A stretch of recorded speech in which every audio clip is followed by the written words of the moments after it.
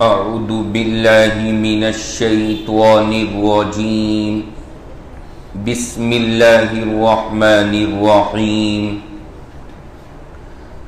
والمطلقات يتربصن بأنفسهن ثلاثة قروء ولا يحل لهن أن يكتمن ما خلق الله في أرحامهن إن كن يؤمن بالله واليوم الآخر وبعولتهن أحق بردهن في ذلك إن أرادوا إصلاحا ولهن مثل الذي عليهن بالمعروف وللرجال عليهن درجة والله عزيز حكيم صدق الله العلي العظيم.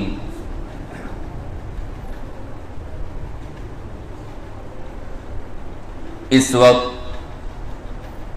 درس قرآن کا ہمارا جو یہ سلسلہ اللہ کے فضل و کرم سے چل رہا ہے، اس میں سورۃ البقرہ کی گزشتہ ہفتے آپ حضرات کے سامنے آیت نمبر 228 کو تلاوت کیا تھا، اور سورۃ البقرہ آیت نمبر 228 میں اللہ تبارک و تعالی نے جو مضامین بیان اور ذکر فرمائے ہیں اس کا خلاصہ ابتدائی طور پر جو ہے وہ تمام آپ حضرات کے سامنے عرض کیا گیا. کچھ باتیں جو ابھی اس آیت مبارکہ کی باقی ہیں وہ انشاءاللہ آج کی اس مجلس میں عرض کریں گے. اللہ رب العزت سے دعا فرمائیں کہ اللہ ہم سب کو تمام باتیں صحیح سے سمجھ کر کے عمل کرنے کی توفیق عطا فرمائے. یہ جو آیت مبارکہ ہے آیت نمبر 228، گزشتہ ہفتے آپ تمام حضرات نے یہ بات سمجھ لی ہوگی اچھی طرح کہ اللہ رب العزت نے اس آیت میں بطور خاص طلاق کی عدت کے مسئلے بیان فرمائے ہیں کہ اگر خدا نخواستہ کہیں پر طلاق کا معاملہ پیش آ جائے اور اس انداز کا واقعہ کہیں پر ہو جائے تو پھر ایسی صورت میں عدت کیسے ہوگی، کیا طریقے ہیں، کیا آداب ہیں، اللہ نے وہ تمام تفصیلات یہاں پہ بیان فرمائی ہیں.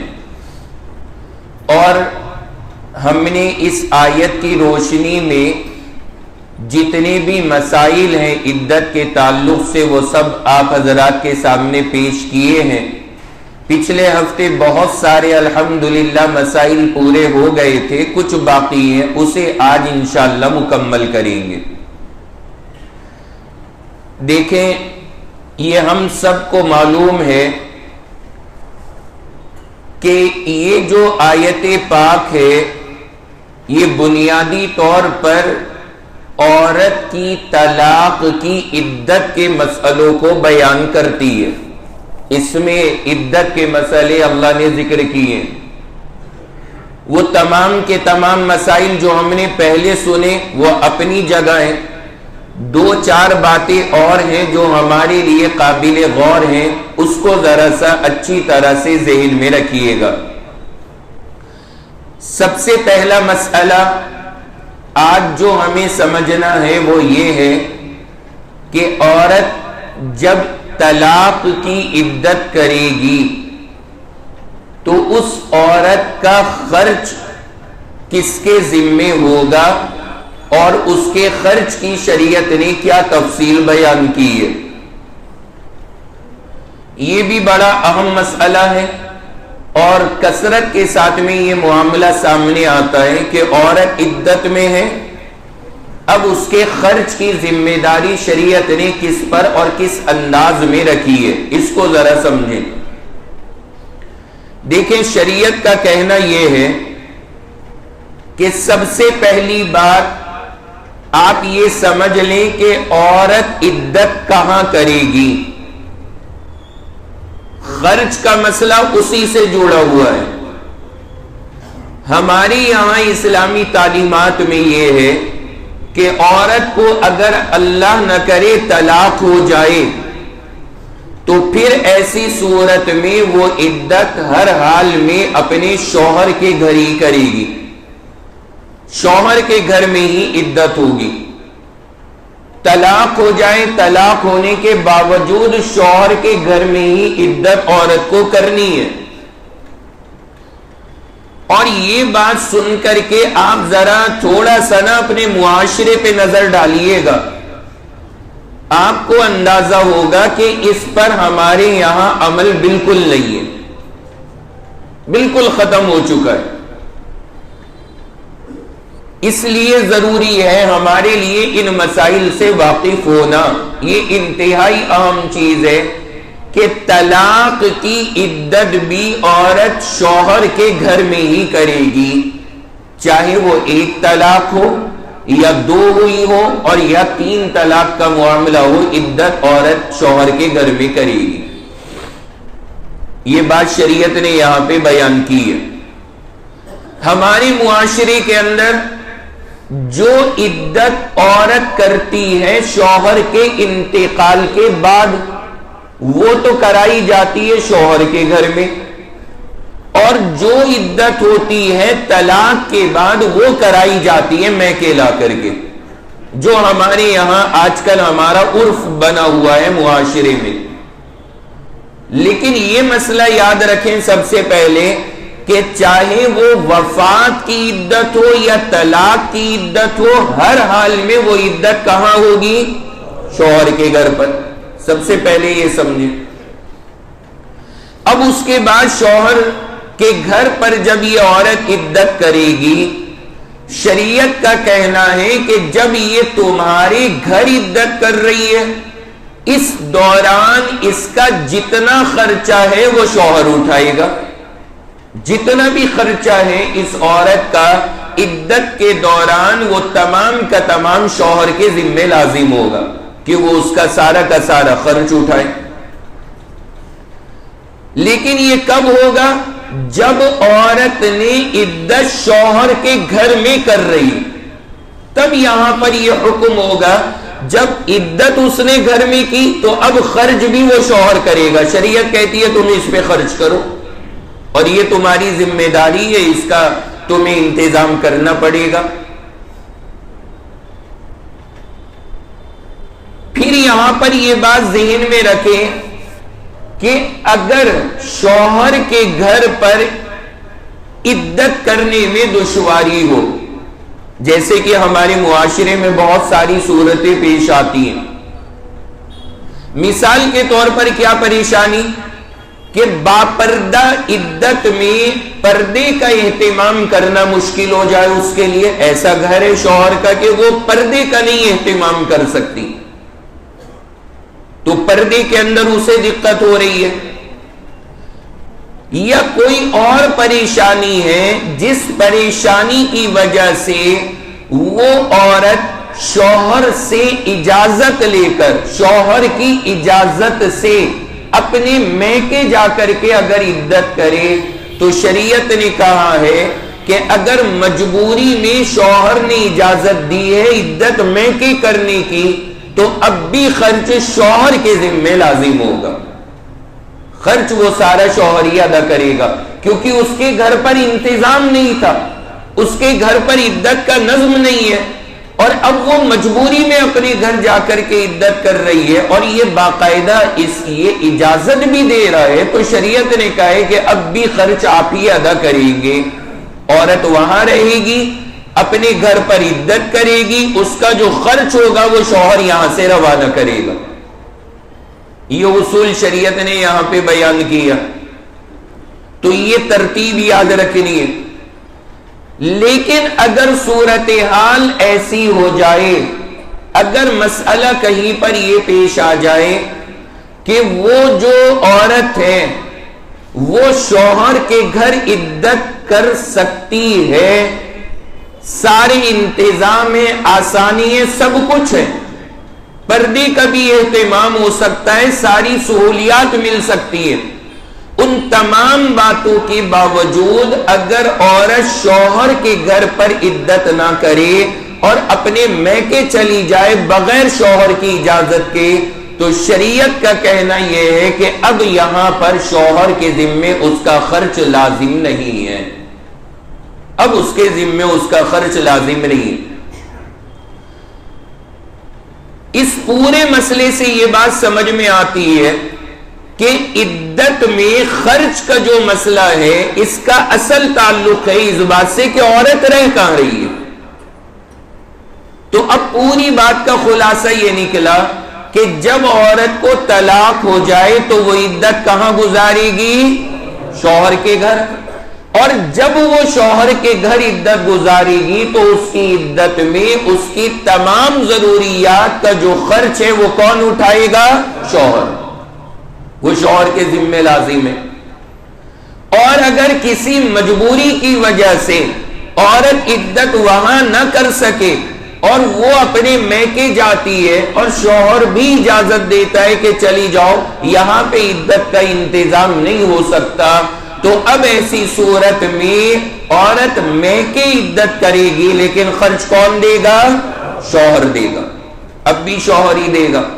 لیکن اگر شوہر کے گھر میں گنجائش ہے، صحیح سے عدت کرنے کا موقع ہے، اور شوہر کہہ بھی رہا ہے کہ یہیں رہ کر کے عدت کرو، تمہیں جانے کی اجازت نہیں ہے، پھر اگر عورت یہاں سے چلی جاتی ہے تو ایسی صورت میں اس کی عدت کا جو خرچ ہے وہ شوہر کے ذمہ لازم نہیں ہے۔ شریعت کہتی ہے کہ پھر اگر آپ نے نہیں دیا تو کوئی حرج اور گناہ کی بات نہیں۔ تو یہ پوری تفصیل ہمیں اور آپ کو ذہن میں رکھنی چاہیے۔ شریعت نے اس انداز کے اندر عورت کے لیے عدت میں رہنا اور خرچ کی تفصیل کو یہاں پر بیان کیا ہے کہ اس انداز میں اس کا نظام دیکھا جائے گا۔ بھائی یاد ہو گئے سب حضرات کو؟ ایک مسئلہ یہ ہو گیا۔ دوسرا مسئلہ آج کا جو بڑا اہم ہے وہ یہ ہے کہ یہ بات تو چلے ہمیں سمجھ میں آ گئی کہ عورت عدت کہاں کرے گی، معلوم ہو گیا، خرچ کون اٹھائے گا وہ بھی معلوم ہو گیا۔ اب ایک اور مسئلہ پیش آتا ہے کہ عدت کے دوران اگر عورت کو گھر سے باہر جانا پڑ جائے، کیا عورت عدت کے دوران گھر سے باہر جا سکتی ہے یا نہیں جا سکتی؟ یہ ایک بڑا اہم مسئلہ ہے اور یہ بھی کثرت کے ساتھ ہمارے معاشرے میں پیش آتا ہے، اس کو بھی ذرا سمجھیے گا۔ یہ وہ باتیں ہیں جن میں بڑی غلط فہمیاں ہیں ہمارے معاشرے میں۔ ابھی جو آپ نے مسئلہ سنا وہاں پہ بھی آپ نے غور کیا، کتنی بڑی غلطی ہے۔ شریعت کہہ رہی ہے کہ تمہیں وہیں رہنا ہے شوہر کے گھر، اور اگر وہاں پر سہولت سے عدت ہو سکتی ہے وہیں کرو، تو ہمیں کم سے کم اتنا تو دیکھنا چاہیے۔ میں یہ نہیں کہہ رہا کہ طلاق کے بعد حالات بڑے اچھے رہتے، بعد مرتبہ حالات بڑے خراب ہو جاتی جبھی تو طلاق ہوتی، تو آپ کو پہلے یہ دیکھنا چاہیے کہ واقعی اس کو کوئی سخت مجبوری ہے یا نہیں ہے وہاں پر عدت کرنے میں۔ اگر ہمیں یہ محسوس ہو کہ جی ہو سکتی ہے عدت وہیں پر، تو بالکل وہیں کرانی چاہیے تاکہ جو اصل حکم ہے قرآن کا وہ پورا ہو سکے۔ اور اگر ہمیں لگتا ہے کہ نہیں وہاں پر عدت ہو ہی نہیں سکتی تو پھر مجبوری میں بے شک آپ لے کر کے آئیں، لیکن بنا وجہ لانے کا نظام نہیں بنانا چاہیے۔ اول کوشش یہی کریں کہ اس کی عدت وہاں ہو تاکہ طریقے کے مطابق عمل ہو سکے۔ دوسرا مسئلہ، عدت کے دوران گھر سے باہر نکلنا، اس بات کی ذرا تفصیل سمجھیں۔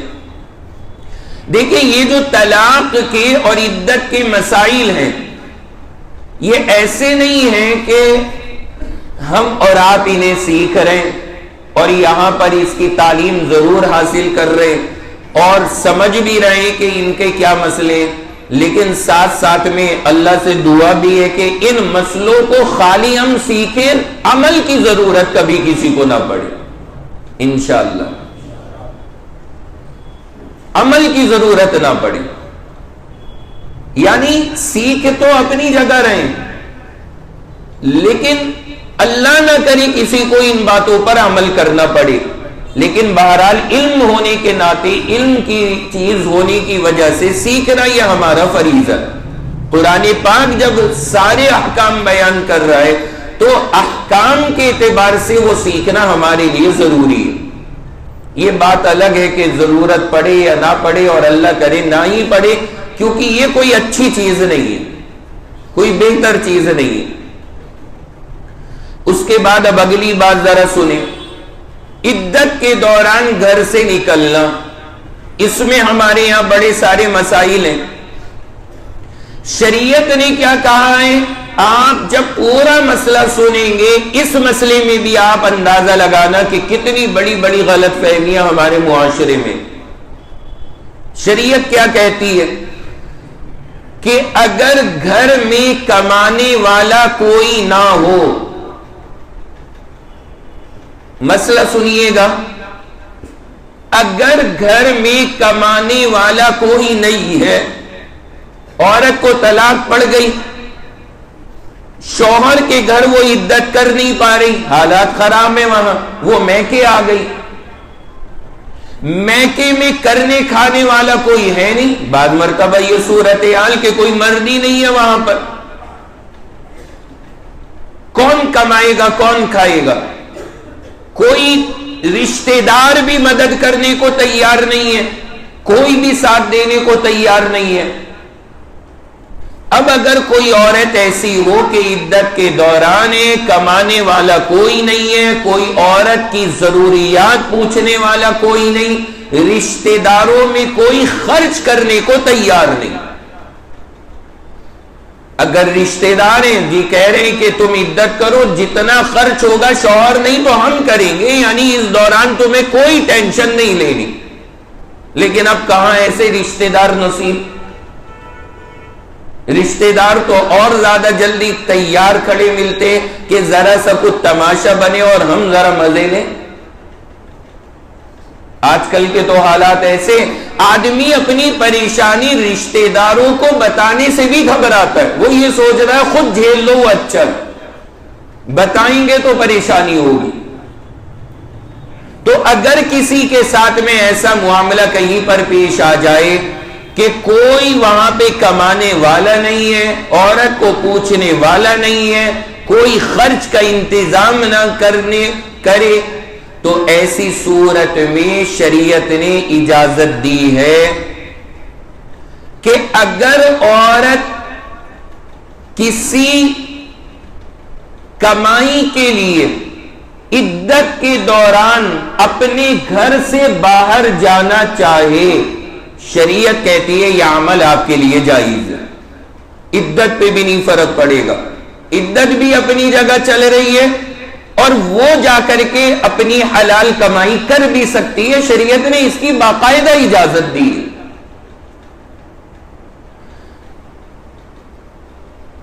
ایک مسئلہ سامنے آیا تھا، وہاں پہ ایک خاتون، اس کو طلاق ہوئی، شوہر سے تو بات خراب ہو گئی، اس نے گھر میں رہنے ہی نہیں دیا، میکے آئی، وہاں پہ کچھ اسباب نہیں، وہاں پہ پہلے ہی اس کی بوڑھی ماں اور وہ بیمار تھی، اور ایک آدھ کوئی اس کا چھوٹا بچہ، چھوٹے کا مطلب کرنے کمانے والا نہیں تھا۔ اب جب وہ عدت کے اندر وہاں پہ پہنچی تو اب معاملات مشکل ہو گئے اس کے لیے۔ ہوتا کیا ہے کہ وہ لڑکی جو تھی کہیں پر بچوں کو پڑھاتی تھی، تعلیم دیتی تھی بچوں کو۔ اب جب وہ دوران عدت ہے تو ظاہر سی بات ہے، ہمارے یہاں پہ جو آپ کو کلچر پتہ ہی ہے، کتنی زیادہ پابندیاں کہ جی آسمان کے بھی نیچے نہیں آ سکتے تو اسکول تو جانا بہت دور کی بات ہے، بیٹھو گھر میں۔ اب مطلب حالت ان کی خراب سے خراب ہو گئی، وہ خود بھی بیمار ہو گئی، سخت ترین بیمار۔ ظاہر سی بات ہے جب آدمی ایسے حالات سے گزر رہا ہو اور ایسی کیفیات ہو تو یہ سب پریشانیاں بڑھتی چلی جاتی ہیں۔ تب مسئلہ سامنے آیا کہ جی اس کیفیت میں کسی پڑوسی نے آ کے معلوم کیا۔ تب وہاں پہ مسئلہ یہی بتایا گیا جو ہمیں بھی ذہن میں رکھنا چاہیے کہ اگر اتنی خطرناک صورتحال ہو جائے کہ اپنا بھی کچھ نہیں ہے اپنے پاس، کہ 2.5-3 مہینے کا ٹائم یہ گزار سکے بیٹھ کر کے، اور کوئی کرنے والا بھی نہیں ہے۔ یہ سارے مسئلے آج کل کثرت سے پیش آ رہے ہیں، کوئی کرنے والا بھی نہیں ہے، پوچھنے والا بھی نہیں ہے، تو پھر وہاں اس کے لیے اجازت ہے، اسے بتایا گیا کہ تم جاؤ اور جا کر کے اپنی ملازمت کرو، صبح میں اپنے ٹائم پہ جاؤ اور شام میں وقت سے پہلے دن رہتے اپنے گھر میں واپس آ جاؤ۔ شریعت نے کہا دن میں اس کے لیے نکلنا جائز ہے، اگر اس کے لیے کوئی کمانے والا نہیں ہے وہ خود جا کے ملازمت کر سکتی، لیکن شرط یہ کہ وہ حلال ہونی چاہیے، یعنی وہاں کچھ غلط وہ نہ ہو، مثلا چھوٹے بچوں کو پڑھانا یا کچھ ایسا جہاں جا کر کے بے پردگی کا یا گناہوں کا معاملہ نہ ہو، یہ ہمیں خود دیکھنا۔ لیکن شریعت نے بہرحال یہ اجازت دی ہے۔ اب ہمیں اور آپ کو تھوڑا سا سوچنا یہ ہے اور غور یہ کرنا ہے کہ بعض مرتبہ یہ جو سہولیات شریعت نے دی ہیں یہ ہمیں معلوم نہیں ہوتی، اس کی وجہ سے ہم کتنی پریشانیوں میں مبتلا ہو جاتے ہیں، کتنی پریشانیوں میں۔ آپ کو یاد ہوگا میں نے ایک مرتبہ آپ کے سامنے سنایا بھی تھا، ایک مرتبہ ریلوے اسٹیشن پہ نماز کی ضرورت پڑی،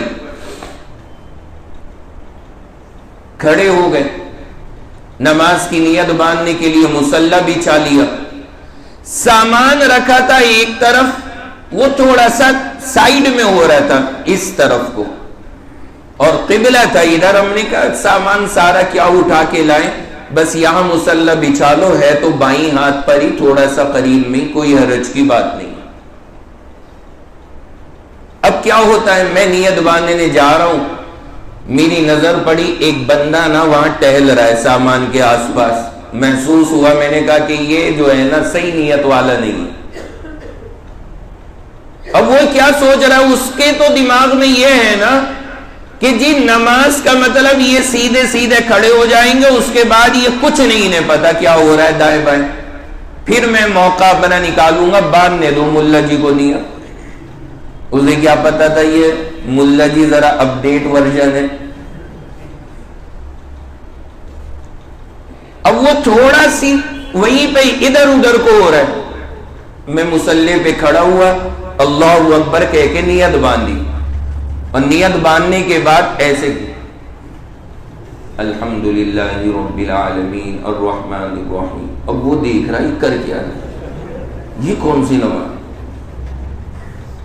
اب پریشان، کیونکہ اس کا تو ذہن یہ تھا نا کہ جی نیت بن گئی سب ختم، اب نہیں کچھ ہونا، لیکن وہ دیکھ رہا ہے یہ تو ادھر ہی دیکھ رہا ہے، انہوں نے گردن ہی ادھر گھما لی۔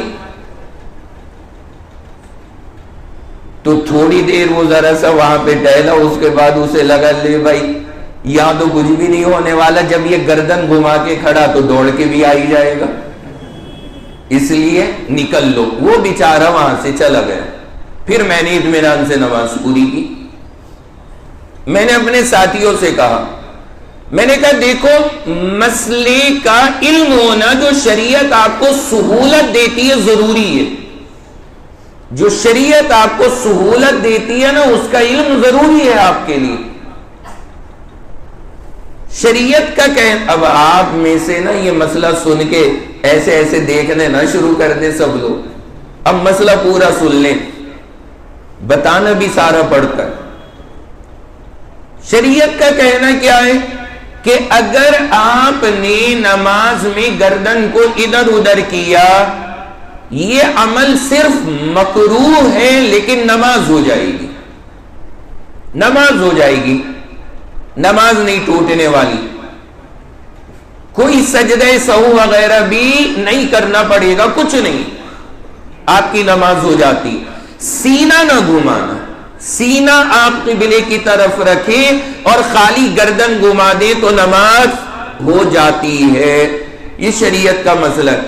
جب معاملہ ایسا کہیں پر اٹک رہا ہو، ایسے موقع کے اوپر آدمی کو چاہیے کہ ایسی سہولت پر عمل کر کے کم سے کم اپنے سامان کی تو حفاظت کرے۔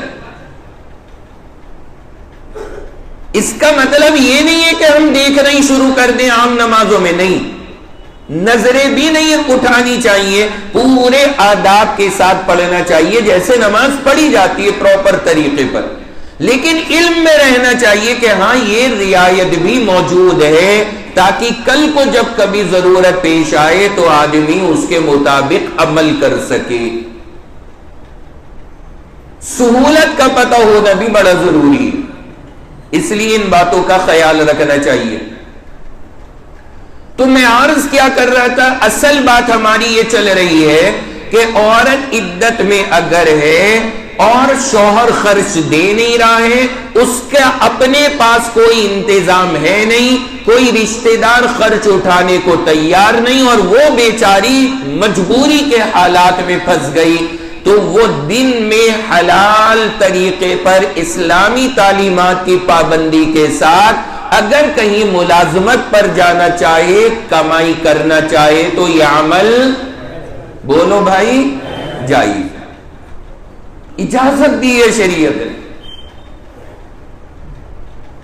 اور میں تو حیران ہوتا ہوں، ہم لوگ مسئلوں سے واقف نہیں، اسی لیے کیا کیا گل کھلاتے۔ میرے پاس کالیں آتی ہیں، جی مفتی صاحب والدہ کی طبیعت خراب ہو گئی، انتہائی طبیعت خراب ہو رہی ہے، ڈاکٹر سے دوائیاں لا کے کھلا دی لیکن صحیح نہیں ہو رہی، طبیعت اور کیفیت بگڑتی چلی جا رہی ہے، لیکن جناب والا انہیں وہی بیڈ روم میں لٹائے، گھر سے نہیں لے کر کے جا رہے۔ ارے اللہ کے بندو، طبیعت خراب ہو گئی اور لگ رہا ہے کہ ابھی یہ اسپتال کے بغیر نہیں علاج ہوگا تو فوراً ہاسپٹل لے کر کے جاؤ۔ یہ تعلیم شریعت میں کہاں ہے کہ گھر پہ ڈالے بیچاری کے ساتھ ظلم کرتے رہو؟ کوئی سی بھی عدت ہو اس میں شریعت نے جائز قرار دیا اس طرح سے جانا۔ جب علاج کا معاملہ ہے، پہلے اپنے گھر پہ رہتے ہوئے علاج کی کوشش کی جائے، اور جب لگے کہ نہیں گھر پہ یہ علاج بس میں آنے والا نہیں ہے تو پھر اگر ڈاکٹر اور اسپتال بلکہ ایڈمٹ بھی ہونا پڑے، اللہ نہ کرے، تو سب چیزیں جائز ہیں، عدت پہ کوئی فرق نہیں پڑتا، عدت کا ٹائم اسی طرح سے گزرتا رہے گا۔ ان باتوں کا خیال کرنا چاہیے اور ذہن میں رکھنا چاہیے کہ شریعت نے ہمیں اور آپ کو اس طرح کی یہ ہدایات عطا فرما رکھی۔ تو شریعت نے کہا کہ جی جائز ہے جانے کی، اگر کوئی اور شکل نہ بنے تو شریعت کہتی ہے تم جاؤ اور جا کر کے اپنی ضروریات پوری کر کے واپس آ جاؤ، البتہ دن کے اندر جاؤ، باقی شام کے اوقات میں گھر سے باہر نہ نکلو تو زیادہ بہتر۔ بھائی سمجھ میں آ گیا سب حضرات کو؟ یہ بھی ایک مسئلہ تھا، الحمدللہ یہ بھی ہو گئے۔ اس کے بعد اب اگلا جو مسئلہ ہے ذرا وہ سنیں، اگلی بات کہ عدت کے اندر میں نے ایک بات یہ عرض کی تھی کہ جب عورت کو اللہ نہ کرے طلاق ہو جائے تو عدت کتنی ہے اس کی؟ بولو بھائی، اجی سب بول لیجئے، 3 ہے، 3 پیریڈ اس کی عدت چلے گی۔ اس کے بعد طلاق پڑھنے کے بعد جب پورے 3 آ کر کے ختم ہو جائیں گے، جیسے ہی پاک ہوگی تو عدت ختم۔ یہ اصول ہے عدت کا جو شریعت نے بیان کیا۔ اب مان لیجئے کسی آدمی نے طلاق دی اپنی بیوی کو، وہ عورت عدت کر رہی ہے اور مثلا 1 طلاق دی ہے، تو جب تک عدت چل رہی ہے یہ مرد اور شوہر جو ہے اس سے کیا کر سکتا ہے؟ رجوع، اجازت ہے کہ واپس اسے اپنے نکاح میں لے لے۔ یہ پچھلے ہفتے سمجھایا تھا مسئلہ، جائز ہے شوہر کے لیے. اب وہ شوہر گیا عورت کے پاس اور جا کر کے بولا کہ جی میں رجوع کرتا ہوں، یعنی تمہیں دوبارہ اپنی بیوی بناتا ہوں اور ہم اب سے پھر شوہر بیوی بن کے رہیں گے. عورت بولی کہ جناب والا ٹائم ختم. اس وقت جو آپ آ کر کے یہ جملہ بول رہے ہیں میری عدت ختم ہو چکی، میری عدت ختم. شوہر کہہ رہے کہ نہیں تیری عدت ابھی چل رہی ہے، اور عورت کہتی ہے کہ میری عدت ختم ہو گئی ہے. اگر شوہر والی بات مانا جائے اور یہ کہا جائے کہ عدت چل رہی ہے تو اس کا مطلب شوہر ابھی بغیر نکاح اسے اپنے دوبارہ ساتھ میں اس کے رہ سکتا ہے. اور اگر عورت کی بات کا اعتبار کیا جائے کہ عدت ختم ہو گئی تو پھر شوہر بغیر نکاح کے اس کے ساتھ نہیں رہ سکتا. جی یاد ہے یا نہیں یہ پچھلے ہفتے کے مسئلے؟ یہی تو تھا نا، نہیں رہ سکتا. لیکن اب یہاں پر سچویشن یہ ہے کہ وہ کہہ رہی ہے کہ جب تم نے یہ جملہ آ کے کہا میری عدت ختم ہو چکی، اور شوہر کہہ رہا ہے نہیں چل رہی ہے ابھی عدت، اور اب جھگڑا ہو گیا، اب کیا حل ہوگا، کیا فیصلہ ہوگا، یہ بھی صورتیں سامنے آتی ہیں. اب کیا کیا جائے گا؟ اب یہ عمل کیا کریں گے کہ شریعت کہتی ہے کہ عدت چونکہ ہوتی ہے پیریڈ اور حیض کے اعتبار سے، اور یہ مسئلہ ہے عورت کا، لہذا عورت کی بات کا اعتبار کیا جائے گا. کس کی بات معتبر ہوگی؟ عورت کی. لیکن کم سے کم اتنا ٹائم گزر چکا ہو طلاق پڑے ہوئے کہ اس دوران 3 پیریڈ آنے کا امکان بھی ہو، ممکن بھی ہو کہ ہاں آ سکتے اتنے ٹائم میں، جس کو ہم نے پچھلی بار گینا بھی تھا کہ کم سے کم کتنے ہو سکتے. نہیں، پوری عدت جو گنی تھی ہم نے وہ کتنے دن بنے تھے تقریباً؟ جی 40 دن کے قریب، 40 دن کے قریب، یعنی 3 پیریڈ اور پاکی بیچ کی سب ملا کر تقریباً 40 دن. اس سے کم میں نہیں ہو سکتا. کیسے بنے تھے 40 دن؟ جی آپ لوگ جو ہے نا تھوڑا بھول رہے ہیں باتیں. پچھلے ہفتے یہ ساری چیزیں سمجھائی ہیں، پھر ذہن میں نہیں ہے. کوئی بات نہیں، دوبارہ سنیے، وہ بھی اس کو دوبارہ سمجھیے. میں نے کم سے کم کیسے سمجھایا تھا؟ وہ یہ تھا، پھر آ جائیے آپ دسمبر میں، دسمبر کی جلدی بتا دیجئے تاکہ یہ پورا ہو جائے. دسمبر کی 28 کو کیا ہوئی؟ طلاق. اور 1 تاریخ کو عورت کو کیا ہو گئے؟ پیریڈ شروع. کب تک رہے؟ 1 سے 5 تک اس کے پیریڈ رہے. اس کے بعد شریعت کہتی ہے کم سے کم پاکی کے کتنے دن ہوں گے؟ 15. تو 15 دن وہ پاک رہی. کون سی تاریخ آ گئی جنوری کی؟ 20. بھائی 1 سے 5 ناپاکی، پھر 15 دن پاکی، تو جنوری کی کون سی ہو گئی؟ 20 ہو گئی. اب جنوری کی 20 ہونے کے بعد میں پھر اسے دوسرے پیریڈ شروع. کتنے دن آئے؟ 5 دن. کیا تاریخ ہو گئی؟ بولو بھائی، 25 جنوری. اس کے بعد پھر 15 دن اس کی پاکی کے. کیا تاریخ آ گئی؟ 10 فروری. یہ 29 31 کا حساب نہیں جوڑ لینا ہے، آسانی کے لیے 10 ہی جوڑ لیجیے. 10 فروری آ گئی. پھر 10 کو تیسرا شروع ہو گیا. اور وہ ختم ہوا کب؟ بھائی 5 دن جوڑ لیجئے، 15 فروری، 16 کو وہ پاک ہو گئی، تو بولیے عدت پوری ہو گئی یا نہیں ہو گئی؟ ہو گئی۔ دن کتنے بنے تقریباً؟ 1 مہینہ وہ 15 یہ 2 دن ادھر،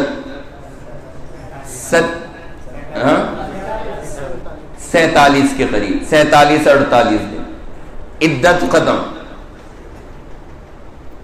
بھائی اب تو سمجھ میں آ گئے نا؟ تو یہ اور بھی کم ہو سکتی ہے، جو ہم نے یہ 5 دن مانے نا ناپاکی کے، یہ 3 بھی ہو سکتے ہیں۔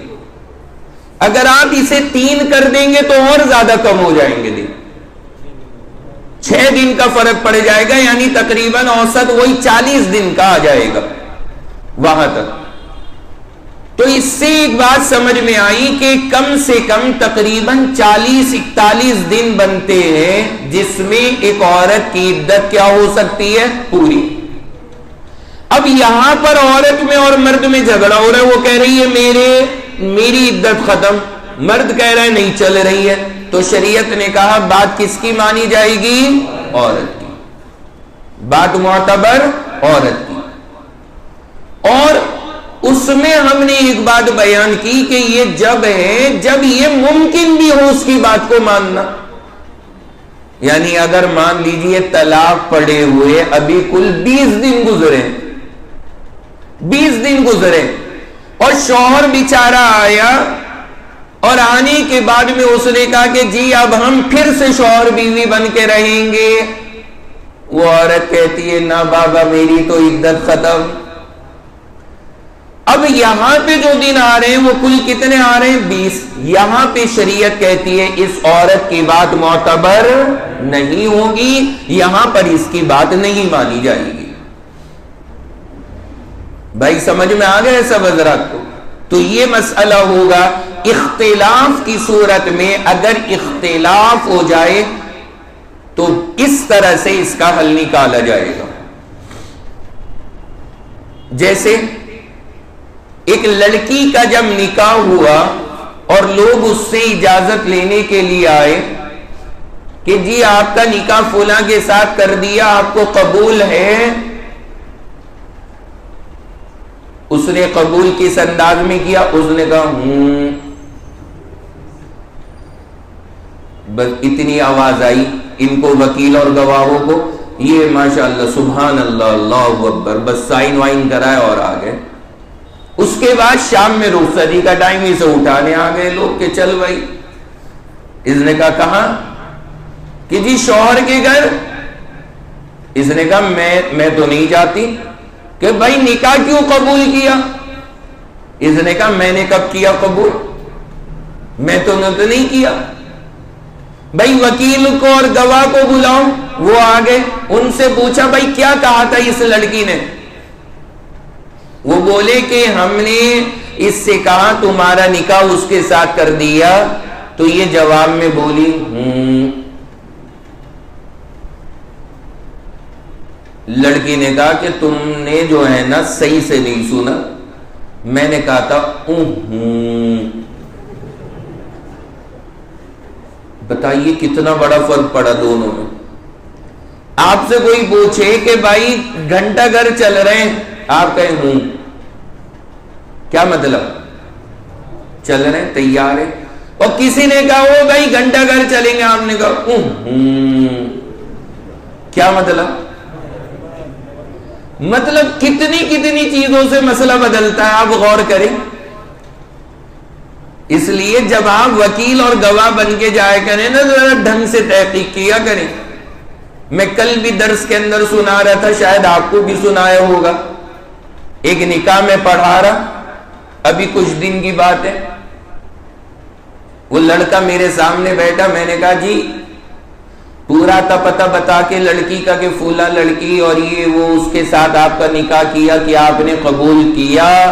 اب وہ بیچارہ تھوڑا سا گھبراہٹ کے اندر، وہ قبول بھی صحیح سے نہیں کر پا رہا، تو میں نے اس سے کہا, میں نے کہا بھائی یہ کہو اپنی زبان سے, میں نے اس کو اپنے نکاح میں قبول کیا.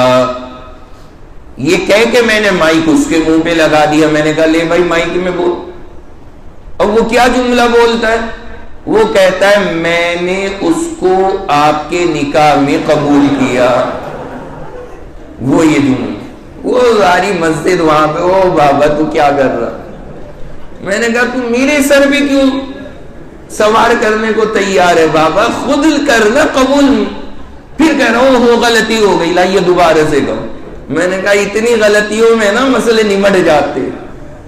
وہاں ہوں اور ہوں سے تو مسئلے ہو گئے, اور وہ جناب والا کہہ رہے ہیں کہ میں نے اس کو آپ کے نکاح میں قبول کیا. تو یہ ہو جاتا ہے بعض مرتبہ. بہرحال اگر کہیں پر یہ صورتحال پیش آ جائے, مسئلہ میں نے عرض کیا کہ اختلاف ہو جائے شوہر بیوی میں, وہ کہہ رہا ہے کہ بھائی عدت چل رہی ہے, عورت کہتی ہے کہ عدت ختم ہو چکی ہے, تو کس کی بات معتبر ہوگی؟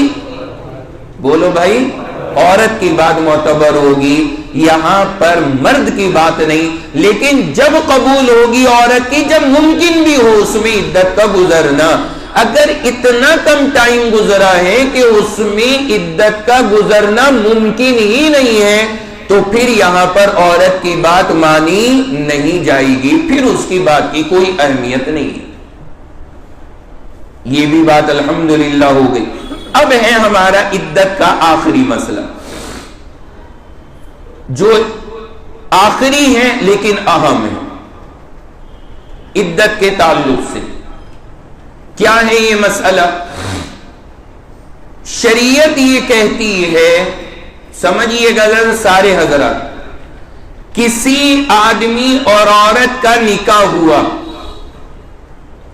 نکاح ہونے کے بعد رخصتی نہیں ہوئی.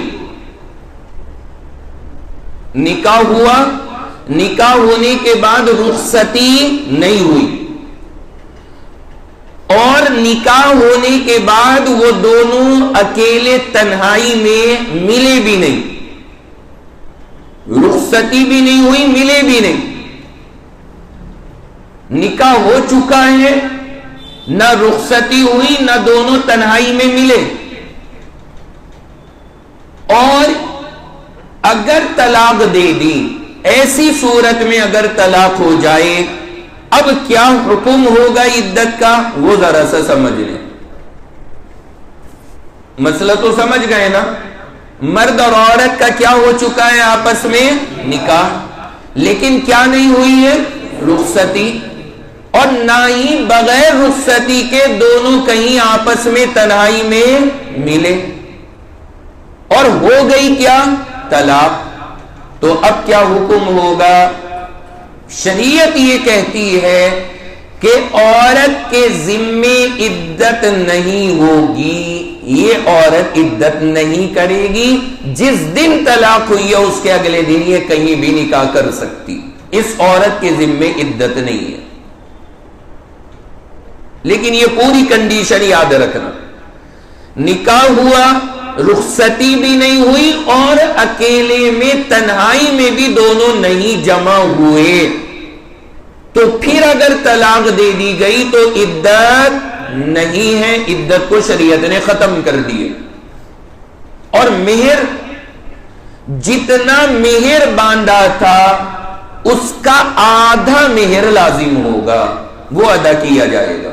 مثلا 20,000 روپے اگر مہر بندہ تھا, تو اب یہ بندہ اس کا آدھا یعنی 10,000 روپے ادا کرے گا, اور بس پھر یہ بھی آزاد, وہ لڑکی بھی آزاد. ایک صورت. دوسری سنیے, نکاح ہوا, یہ 4 صورتیں ہیں اس میں لائن سے بتا رہا ہوں, چاروں کے آپ کو الگ الگ باتیں یاد رکھنی ہے. پہلی صورت میں عدت بالکل نہیں ہے, اور مہر کتنا ہے؟ آدھا مہر. دوسری سنیے, کسی کا نکاح ہوا اور رخصتی نہیں ہوئی ابھی باقاعدہ آفیشیلی, لیکن ان آفیشیل رخصتی انہوں نے کرا لی. کیا مطلب؟ یعنی دونوں کہیں پر تنہائی میں اکیلے میں جمع ہو گئے. اس نے فون کیا، ہو بھائی باہر کھڑا اسکوٹر لے کے آ جائے جلدی سے. وہ آئی اور بیٹھ کر کے دونوں کہیں غائب، اور کہیں تنہائی میں دونوں تھوڑی دیر کے لیے ساتھ میں رہے. دونوں تنہائی میں، یعنی باقاعدہ رخصتی نہیں ہوئی ہے، نکاح ہوا ہے، اس کے بعد دونوں تنہائی میں رہے. لیکن یہ جو تنہائی ہوئی ہے یہ مکمل طور پہ صحیح تنہائی نہیں ہو سکی. اس میں کوئی عذر پیش آ گیا دونوں میں سے کسی ایک کو. مثلا کیا عذر؟ نمبر 1، مان لیجئے اس وقت میں وہ لڑکی یا عورت جو بھی ہے وہ حالت حیض میں. جس وقت میں یہ دونوں تنہائی میں گئے اس وقت میں عورت کس حالت میں ہے؟ حالت حیض میں. ایک شکل. یا مثلا رمضان کا روزہ رکھا ہوا ہے دونوں نے اور تنہائی میں رہے دونوں. رمضان کا فرض روزہ رکھا ہوا ہے اور تنہائی میں رہے دونوں. تو شریعت یہ کہتی ہے تنہائی تو ہوئی دونوں کے درمیان لیکن ادھوری، کیونکہ عذر ساتھ میں لگا ہوا ہے، حیض یا روزہ وہ ساتھ میں لگا ہوا ہے. اس لیے خطرے کے چانس ابھی کم ہیں. خطرے کے چانس ابھی کم ہیں. اب اگر ایسی صورت میں اس کے بعد ان کی طلاق ہو گئی، اس کے بعد کیا ہو گئی؟ ان کی طلاق ہو گئی. اب طلاق ہونے کے بعد میں کیا ہوگا؟ اب عدت اور مہر کا مسئلہ کیا ہوگا؟ شریعت کا کہنا یہ ہے کہ یہاں پر عدت عورت پر لازم ہوگی، وہ عورت عدت کرے گی، عدت لازم ہوگی. البتہ جو مہر ہے وہ آدھا ہی رہے گا، وہ پورا نہیں ہوگا، وہ ایز اٹ از رہے گا. جو پہلے تھا وہی اب بھی رہے گا، لیکن عورت کے ذمے کیا لازم ہوگی؟ عدت لازم ہوگی.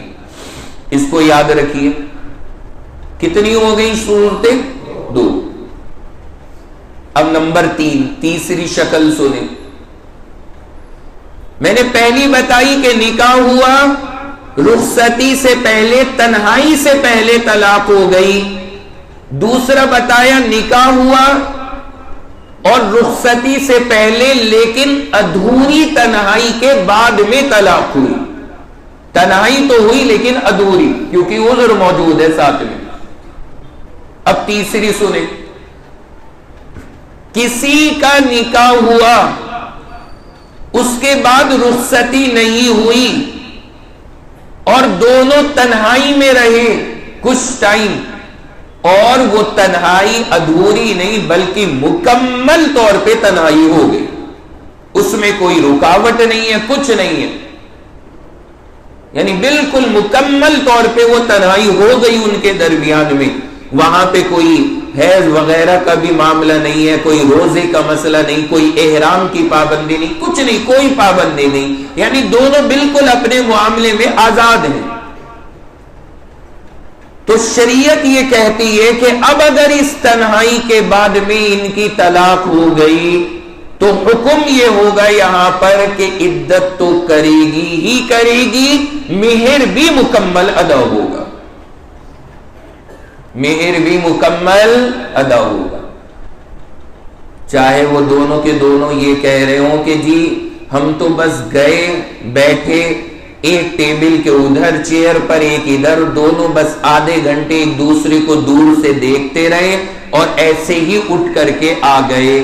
شریعت کہتی ہے بابا ہمیں نہیں پتا، یہ تو تم کہہ رہے ہو نا. جب آپ جناب والا نکاح کے بعد رخصتی سے پہلے اتنی بڑی جرات کر سکتے کہ آپ تنہائی میں چلے گئے اتنے لمبے وقت کے لیے اور بغیر کسی اس کے عذر کے پریشانی کے، تو شریعت کہتی ہے اب آگے کا کوئی بھروسہ نہیں ہے، ہم تو یہی مانیں گے کہ بس مکمل ہو گیا رخصتی کا عمل. مہر بھی لازم پورا اور عدت بھی لازم، چاہے کچھ ملے ہو یا نہیں ملے ہو، لیکن اس تنہائی پہ یہ حکم لگ جائے گا۔ یہ تیسری شکل ہو گئی، بھائی سمجھ رہے ہیں نا؟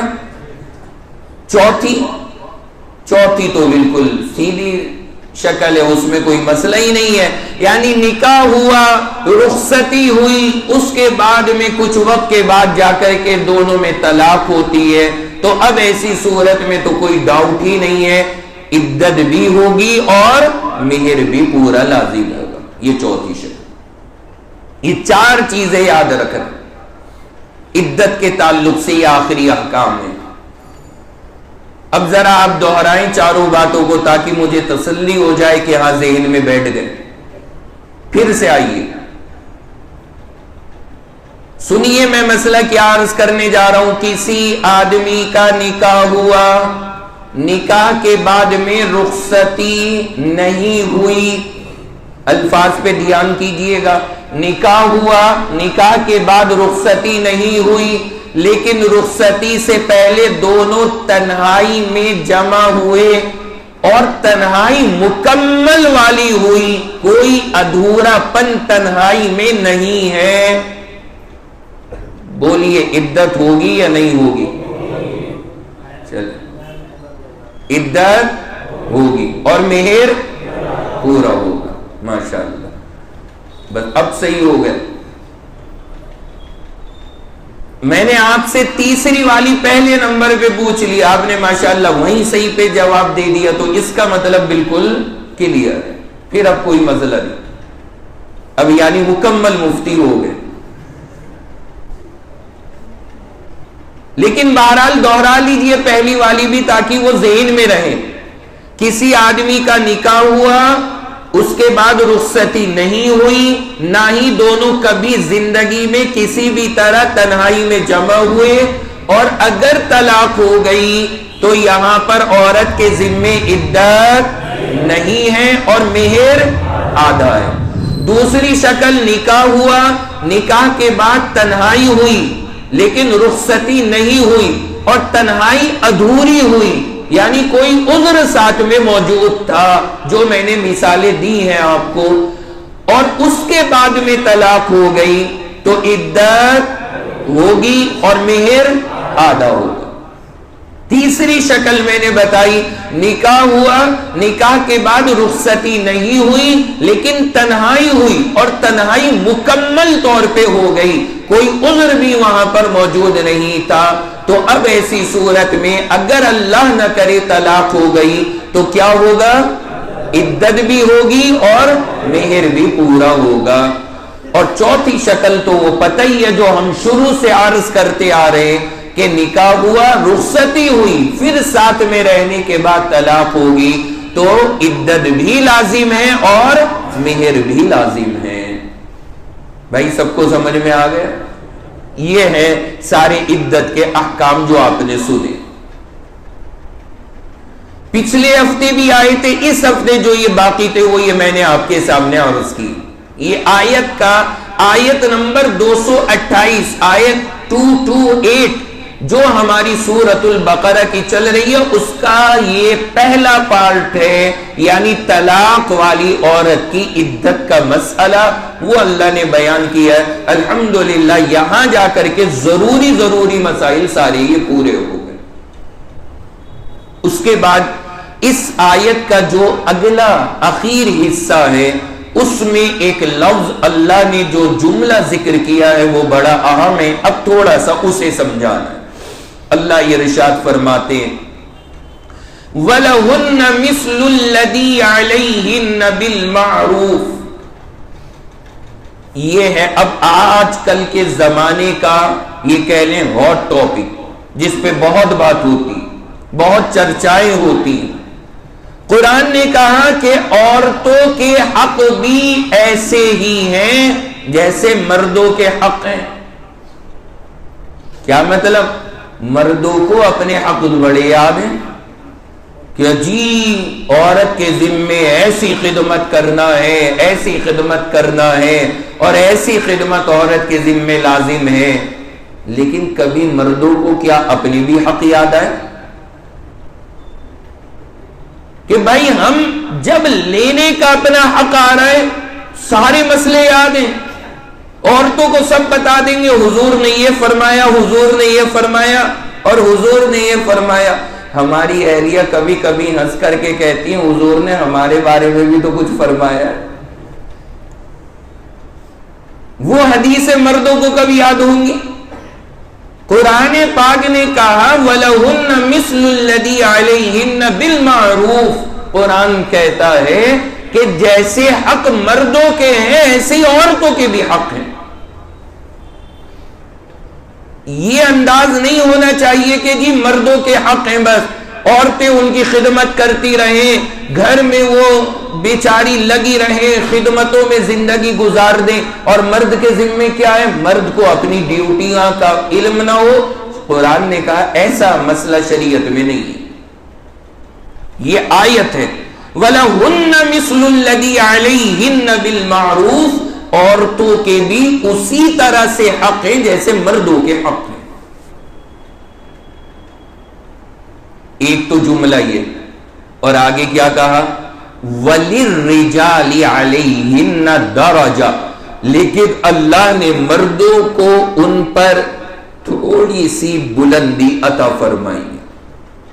وَلِلرِّجَالِ عَلَيْهِنَّ دَرَجَةٌ، اللہ نے ایک درجہ یعنی کچھ بلندی خواتین پر مردوں کو عطا فرمائی۔ یہ آیت مبارکہ یہاں پر ہے جو اللہ تبارک و تعالی یہاں پر ذکر فرما ہے۔ اب یہ وہ عنوان ہے، مطلب عورت کے حقوق، جو بڑا اہم ہے آج کل کے ہمارے معاشرے کے اعتبار سے۔ اور وہی بات جو میں نے عرض کی کہ اپنے حق تو یاد ہیں لیکن ہمیں ان کے کیا حق ادا کرنے وہ بندے کو یاد نہیں، وہ بندہ یاد نہیں رکھتا۔ اچھا یہ ایک عنوان ایسا بھی ہے چلو ہم آپس میں کر لیں، بات سمجھ میں آتا ہے، لیکن حیرت یہ ہوتی ہے آج ساری دنیا اسلام کو ایسا پیش کرتی ہے جیسے اسلام نے عورت کو اس کا حق دیا ہی نہیں ہے۔ جہاں بھی آپ دیکھ لیں، ٹی وی ڈیبیٹ میں دیکھ لیں یا کہیں بھی آپ اٹھا کر کے دیکھ لیں، ساری دنیا اس طرح سے بات کرتی ہے جیسے اسلام نے حق نام پہ عورت کو کچھ نہیں دیا۔ تو میں ذرا اس کا تجزیہ کرنا چاہ رہا ہوں مختصر انداز میں، کیا واقعی میں ایسا ہے؟ اسلام نے عورت کو حق دیا ہے یا نہیں دیا، یا اسلام نے عورت کا درجہ کیا رکھا ہے اور کیا نہیں رکھا، یہ ہمیں ذرا اس آیت کی روشنی میں سمجھنا، اور یہ ہم سب کے لیے ضروری۔ دیکھیں سب سے پہلی ایک بات یہ یاد رکھنا کہ دنیا میں دو چیزیں ایسی ہیں جن میں اگر کمال آ جائے تو ترقی بے انتہا ہے، اور اگر زوال آ جائے تو بربادی بے انتہا ہے۔ نمبر ایک عورت، نمبر دو دولت۔ اللہ نے یہ نظام دنیا عجیب رکھا ہے اس معنی کا، یعنی اگر ترقی اور صحیح راہ پر یہ چیزیں چل جائیں تو پھر اللہ تعالیٰ نے اتنی راہ ترقی کی رکھی ہے کہ دنیا کا نظام کہیں سے کہیں پہنچ سکتا ہے، دنیا بڑی خوبصورت ہو سکتی ہے اگر یہ دو چیزیں صحیح راہ پر قائم ہو جائیں۔ لیکن اگر فساد کی راہ آ گئی تو پھر دنیا میں حالت خراب وہ بھی اس کی وجہ سے بے انتہا ہو سکتی۔ تجربہ ہی ہے، دولت کا تو ہم سب جانتے ہی ہیں، یعنی اگر اس کا صحیح یوز ہونے لگے تو دنیا کیسا مطلب ایک سکون کا ٹھکانہ بن سکتی ہے، لیکن جتنے فسادات ہیں وہ سب دولت کے مس یوز کی وجہ سے، اس کے غلط استعمال کی وجہ سے۔ ایک حدیث آپ کو یاد ہوگی، اللہ کے نبی نے ایک جگہ کہا ہے تم دو چیزوں کی ضمانت لو، میں جنت کی ضمانت لیتا ہوں، زبان اور شرمگاہ۔ یہ ساری جو چیزیں ہیں یہ بڑی ہمارے لیے خطرناک ہیں. اللہ تعالیٰ نے ان کا نظام عجیب و غریب بنایا. اللہ نے دولت کے لیے پورا ایک اسلام میں چیپٹر دیا کہ کیسے کمانا ہے، کیسے خرچ کرنا ہے. پوری ہدایات عطا فرمائی ہے. سارا نظام اسلامی معاشی نظام جسے کہا جاتا ہے، اسلامک اکنامکس، وہ ایک پورا ایک الگ عنوان ہے. اللہ نے باقاعدہ آداب بتائے. لیکن اس آیت میں اللہ نے عورت کے جو حقوق ہیں اور فرائض ہیں اللہ نے اس کا بطور خاص ذکر کیا. عورت کے حقوق پہ بات کی. آج سارے عالم میں اسلام کے آنے سے پہلے یعنی ہمارے نبی جناب رسول اللہ صلی اللہ علیہ وسلم جب اس دنیا میں آئے اس سے ذرا سا پہلے کے حالات دیکھیں. دنیا میں عورت کے بارے میں کیا رواج تھا. ہمیں سب سمجھ میں آئے گا کہ اسلام نے عورت کو حق دیا یا نہیں دیا، یا دنیا والوں نے دیا یا اسلام نے دیا. یہ ترتیب سمجھ میں آئے گی. ایک نقشہ ذرا دیکھیں دنیا میں جب نبی تشریف لائے عورت کا کیا مقام تھا اسلام سے ذرا سا پہلے. کیا حالات آپ کو ملتے ہیں. عورت کی جو حیثیت تھی وہ گھر کے استعمال کرنے والے سامان سے زیادہ کی نہیں تھی. جس کو بھی آپ اٹھا کر کے پڑھ لیں ہر جگہ یہی معاملہ ملے گا. یہاں تک کہ جو ہمارے یہاں کتابیں ہسٹری کی وہ بتاتی ہیں کہ عورتوں کو جانوروں کی طرح خریدا اور بیچا جاتا تھا.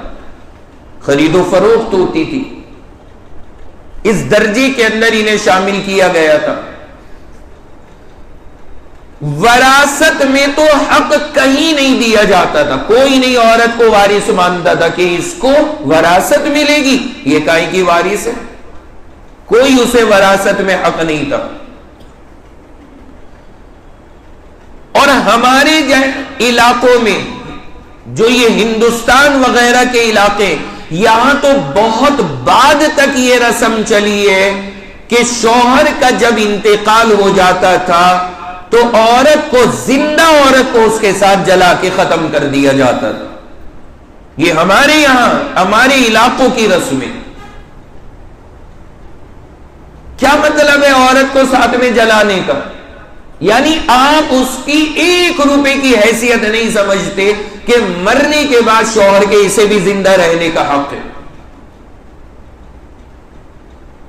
شوہر مرا تو عورت کو زندہ جلا دیا. آپ خالی میں یہ نہیں کہہ رہا عرب کا حال برا تھا، میں کہتا ہوں پوری دنیا کا حال آپ ذرا دیکھیں. یہ ہمارے علاقوں کا حال تھا. عرب کے علاقے کے اندر لڑکیاں پیدا ہوتی اتنی نفرت تھی کہ زندہ لے جا کے قبروں میں دفن کر دیتے. انہیں اتنی نفرت تھی لڑکیوں سے. ہمارے یہاں زندہ جلانے کی رسمیں چل رہی ہیں. پوری دنیا مطلب ایسی وحشی بنی ہوئی تھی کہ عورت کی زندگی ایک حیوان اور ایک جانور جیسی بنی ہوئی تھی سارے عالم میں. ہمیں کہیں نہیں ملتا ہسٹری میں، یا آپ نے بھی اگر کوئی سی ڈیٹیل میں ہسٹری پڑھی ہو، چاہے اسلامک لکھی ہوئی یا چاہے دنیاوی لوگوں کی لکھی ہوئی، کہ جہاں پر آپ یہ ذرا غور کر سکیں کہ یہ جو 500 عیسوی تھی اس سے پہلے دنیا میں عورت کو کوئی عزت بھی دیا کرتا تھا. کوئی تاریخ میں ذکر نہیں ملتا. یہ حالات تھے ساری دنیا کے. روم کے بارے میں لکھا ہے، روم جو بڑا ملک ہے اس کے بارے میں لکھا ہے کہ وہاں لوگوں نے باقاعدہ مجلس لگائی، مشورہ کیا کہ عورت آخر ہے کیا، اس کے بارے میں فیصلہ لینا ہے. تو پتہ ہے ان کی مجلس نے کیا فیصلہ لکھوایا؟ رومیوں نے یہ فیصلہ لکھوایا کہ جی یہ ایک ناپاک جانور ہے جس میں روح بھی موجود نہیں ہے. یہ رومیوں کا فیصلہ. عرب کا حال ہوا آپ نے سنا قبروں میں دفن کر رہے، ہمارے علاقے کا آپ نے سنا ساتھ میں جلا رہے. رومی اسے انسان ہی نہیں مان رہے، وہ کہہ رہے ناپاک جانور ہے. یہ میں نقشے پیش کر رہا ہوں عالمی مطلب اسلام کے آنے سے پہلے کیا معاملات وہاں پہ چل رہے تھے. اور جب اسے انسانی نہیں مان رہے تو ظاہر سی بات ہے اگر کوئی عورت کو قتل بھی کر دینا تو اس کے بدلے اس پر کوئی چیز لازم نہیں تھی. جیسے کتے کے اوپر کوئی روڈ پہ گاڑی چلاتا ہوا چلا جائے تو اس کے ذمے کوئی پکڑ دکڑ نہیں ہے. ان لوگوں نے عورت جیسی باعزت چیز کا یہ حال کر کے رکھا ہوا تھا. ناپاک جانور کہتے تھے. یہ عالم پورے عالم کی تصویر ہے یہ جو آپ کے سامنے میں پیش کر رہا ہوں. اور حیرت ہوتی ہے 586 کے اندر جس کے اعتبار سے آپ 2024 میں چل رہے ہیں, اس میں 586 میرے نبی کی ولادت 570 کے قریب کی ہے. اس میں 586 کے قریب ہمیں تاریخ میں ملتا ہے کہ فرانس کے اندر وہاں پر باقاعدہ عورت کے حقوں پر پہلی مرتبہ میٹنگیں ہوئی کہ عورت کے لیے کیا ہونا چاہیے. فرانس کے اندر یہ جو ملک ہے فرانس, جب آپ اس کو 586 کے قریب میں اس کی ہسٹری اٹھا کر کے دیکھیں گے تو اگر کوئی دیکھنے لگے تو پریشان نہ ہونا. فرانس کا جو نام تھا وہ تھا گال, GALE. اب وہ آپ چاہے گالے کہہ لیں یا گال کہہ لیں, اردو والے اسے گاف الف لام لکھتے ہیں. یہ پہلے فرانس کے لیے لفظ استعمال ہوتا ہے, یہ بعد میں فرانس کا لفظ پڑا ہے.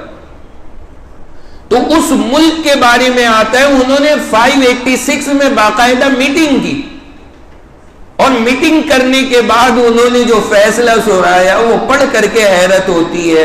انہوں نے کہا کہ جی ہماری مجلس نے یہ طے کیا ہے کہ عورت ہے تو انسان ہی. کیا طے کیا ہے کہ عورت ہے تو انسان ہی, لیکن اس کی جو پیدائش ہوئی ہے وہ صرف مرد کی خدمت کے لیے, اس سے زیادہ اس کی کوئی ویلیو اور حیثیت نہیں ہے. یہ سب سے پہلے فرانس نے 586 میں عورت کو حق دیا, یعنی انسان مانا ہے 586 میں جا کر کے کہ جی ہاں چلو یہ انسان, انسانیت کا درجہ دے دیا گیا.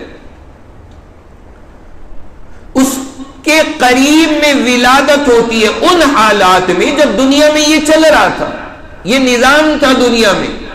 ان حالات میں دنیا میں تشریف لاتے ہیں بی بی آمنہ کے لال جناب رسول اللہ صلی اللہ علیہ وسلم. آپ نے دنیا میں آنے کے بعد میں جو تعلیمات دی, آپ کو اللہ نے نبوت عطا فرمائی اور پھر اللہ نے یہ آیت اتاری جو آج ہم پڑھ رہے ہیں. آج جو آیت ہم پڑھ رہے ہیں اس موقع پر ہی آیت اتری ہے. مسلمانوں اس آیت کی عظمت ہمیں آج کے دور میں اتنی سمجھ میں نہیں آ رہی, لیکن ان حالات کو آپ ذہن میں بٹھا لو جن حالات میں یہ آیت اتری آسمان سے, جن حالات میں اللہ نے اس آیت کو اتارا ہے. پوری دنیا نے کیا عورت کا حال بنا کے رکھ رکھا تھا. اس وقت میں قرآن کی سورۃ البقرہ آیت نمبر 228 آسمان سے نازل ہوتی ہے اور صاف اعلان کیا جاتا ہے وَلَهُنَّ مِثْلُ الَّذِي عَلَيْهِنَّ بِالْمَعْرُوفِ. اللہ نے فرمایا دنیا والوں سنو, جتنے حق مردوں کے ہیں اتنے ہی حق اللہ نے عورت کو بھی عطا فرمائے. یہ کسی بھی اعتبار سے تم سے کم نہیں. ان حالات میں اللہ رب العزت نے اس آیت کو اتارا. میں دنیا کو کہا کرتا ہوں کہ آپ اسلام کو بتانے آئے ہو کہ عورت کے حقوق کیا ہیں. جناب والا جس وقت میں اسلام نے عورت کے حق بتائے ہیں نا, دنیا کو عورت کو انسان ماننے میں بھی شرم آتی. جس وقت میں اسلام نے عورت کے حقوق کی یہ تعلیم دی, کتنی زبردست آیت ہے. اللہ نے کتنے پیارے انداز میں بالکل کھلے طور پہ یہ صاف اعلان فرما دیا. ہمیں اور آپ کو ذرا اس آیت کو بار بار پڑھنا چاہیے اور دماغ میں سوچنا چاہیے ان حالات میں اس آیت کا مطلب کیسا رہا ہوگا. جب آپ میٹنگیں کر کے عورت کو صرف انسان ماننے کے لیے تیار ہوئے، اس دور کے اندر قرآن نے مرد کے برابر حقوق اس عورت کو عطا فرمائے ہیں۔ میں یہ کہا کرتا ہوں کہ اسلام سے پہلے تو حقوق عورت کا تصور بھی نہیں تھا، سارے تو حق اللہ نے قرآن کی برکت سے ہمیں اور آپ کو عطا کی۔ کتنے زبردست انداز میں یہ ساری چیزیں یہاں پر عطا کی گئی، بالکل برابر کے حق۔ جان اور مال کا باقاعدہ عورت کو مالک مانا گیا۔ عورت مالک ہے، جیسے مرد چیزوں کا مالک ہوتا ہے، عورت بھی ایسے ہی چیزوں کی مالک ہے۔ شریعت نے کہا ان چیزوں کے درمیان کوئی فرق نہیں کیا جائے گا۔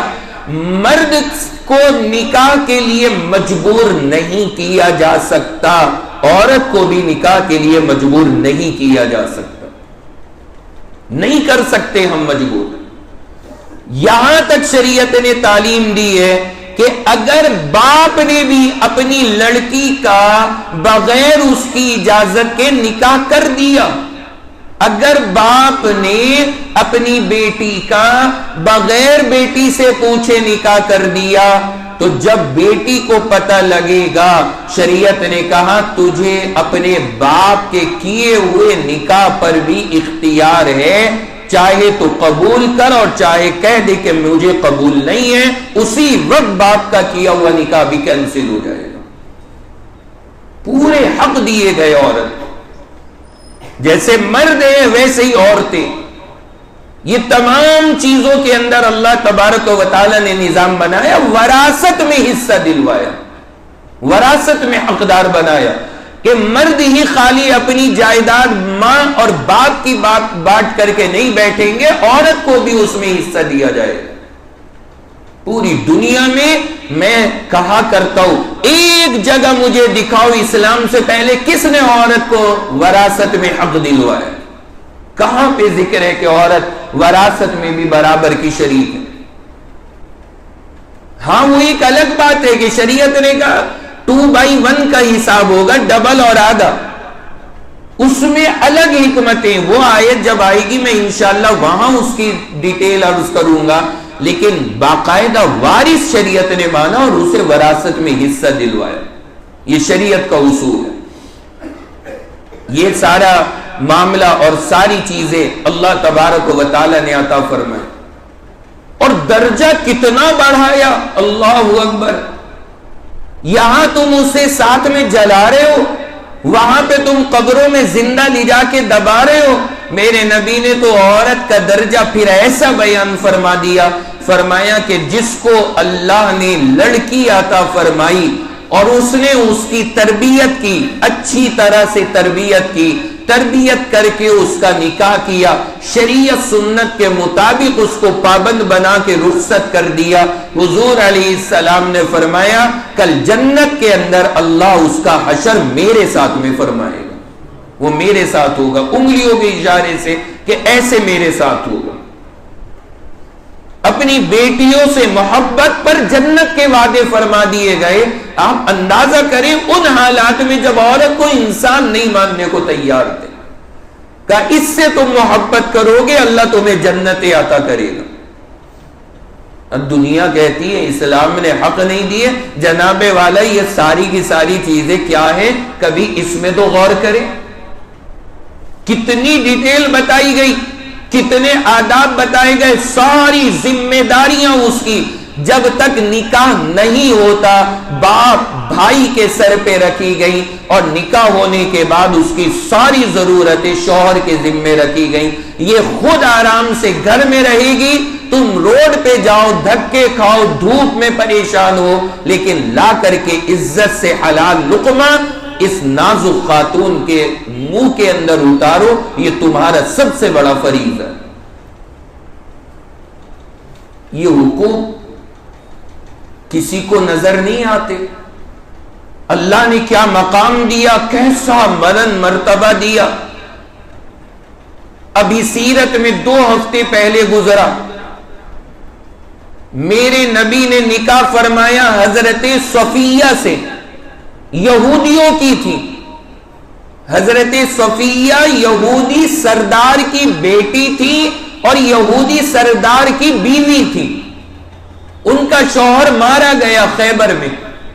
جب وہ ختم ہو گیا حضرت صفیہ آئیں, اللہ کے نبی علیہ السلام نے ان سے نکاح فرمایا. انہوں نے اسلام قبول کیا, حضور نے نکاح فرما دیا. اب جب نکاح ہوا ان کا اللہ کے نبی علیہ السلام سے, اس کے بعد آتا ہے جب اگلے دن سواری میں بیٹھنے کا نمبر آیا, اللہ اکبر, اس زمانے کے حالات کے اعتبار سے واقعہ سنیے گا.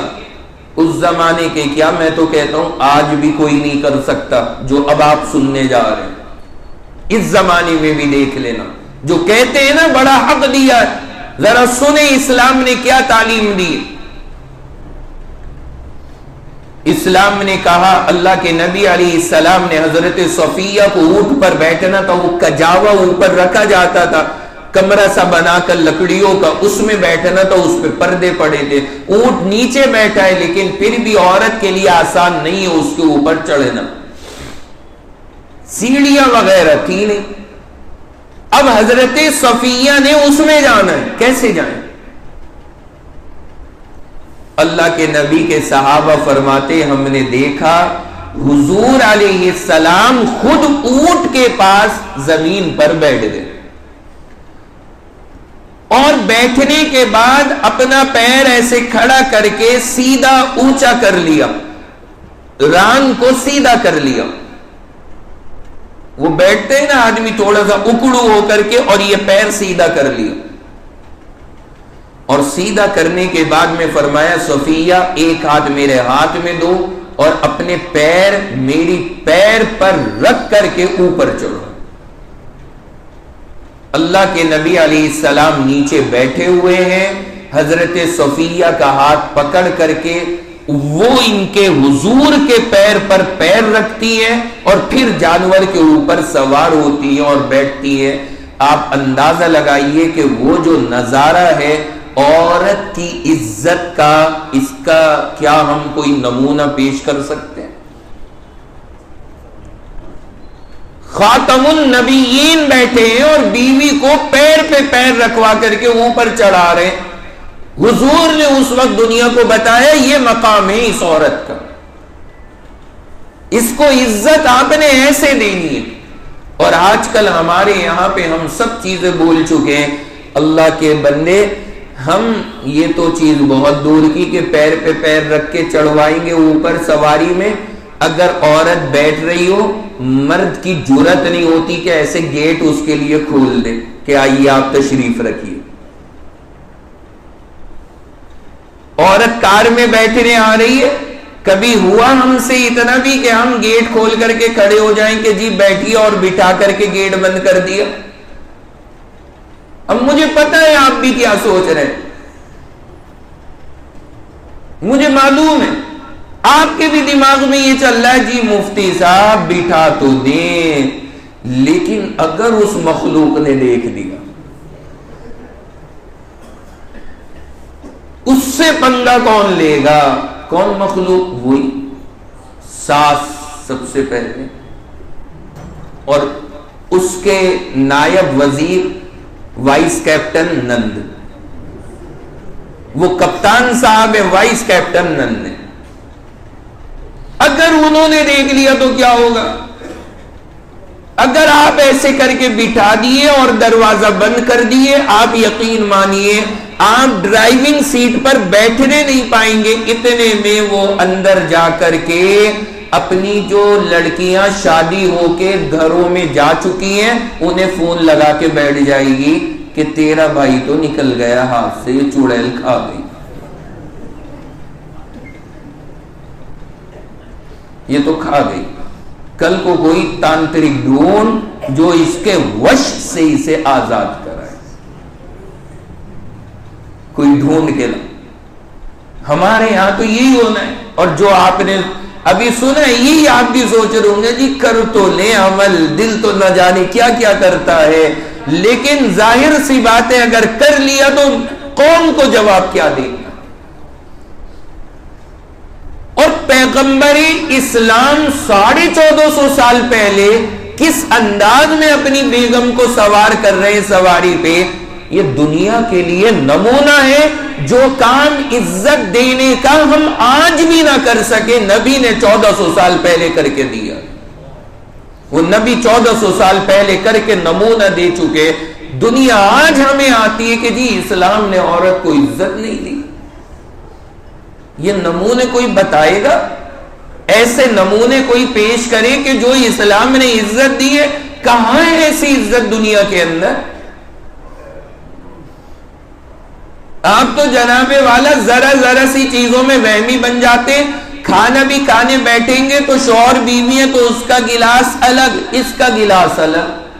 اللہ کے بندو، کمال ہی ہو گئے۔ پوچھو ان سے، یہ دنیا دار جو بڑے ایڈوانس ہے، جو کہتے ہیں ہم جو ہے نا ذرا ایڈوانس لوگ ہیں، ایجوکیٹڈ لوگ ہیں، اس لیے ان کا گلاس الگ۔ وہ کیا ہے وجہ؟ کہ بیکٹیریا ہوتے ہیں، وہ ہمارے ان کو چلے جائیں گے، ان کے ہم کو لگ جائیں گے، یہ انہی بیکٹیریا میں الجھے پڑے۔ اور یہ ہمیں سکھا رہے ہیں کہ جی عورت کا مقام کیا ہے، اور پیغمبر اسلام نے کیا مقام دیا؟ اما عائشہ ہاتھ میں ہڈی لے کے گوشت کو کھا رہی ہیں، کاٹ کاٹ کر کے دانتوں سے۔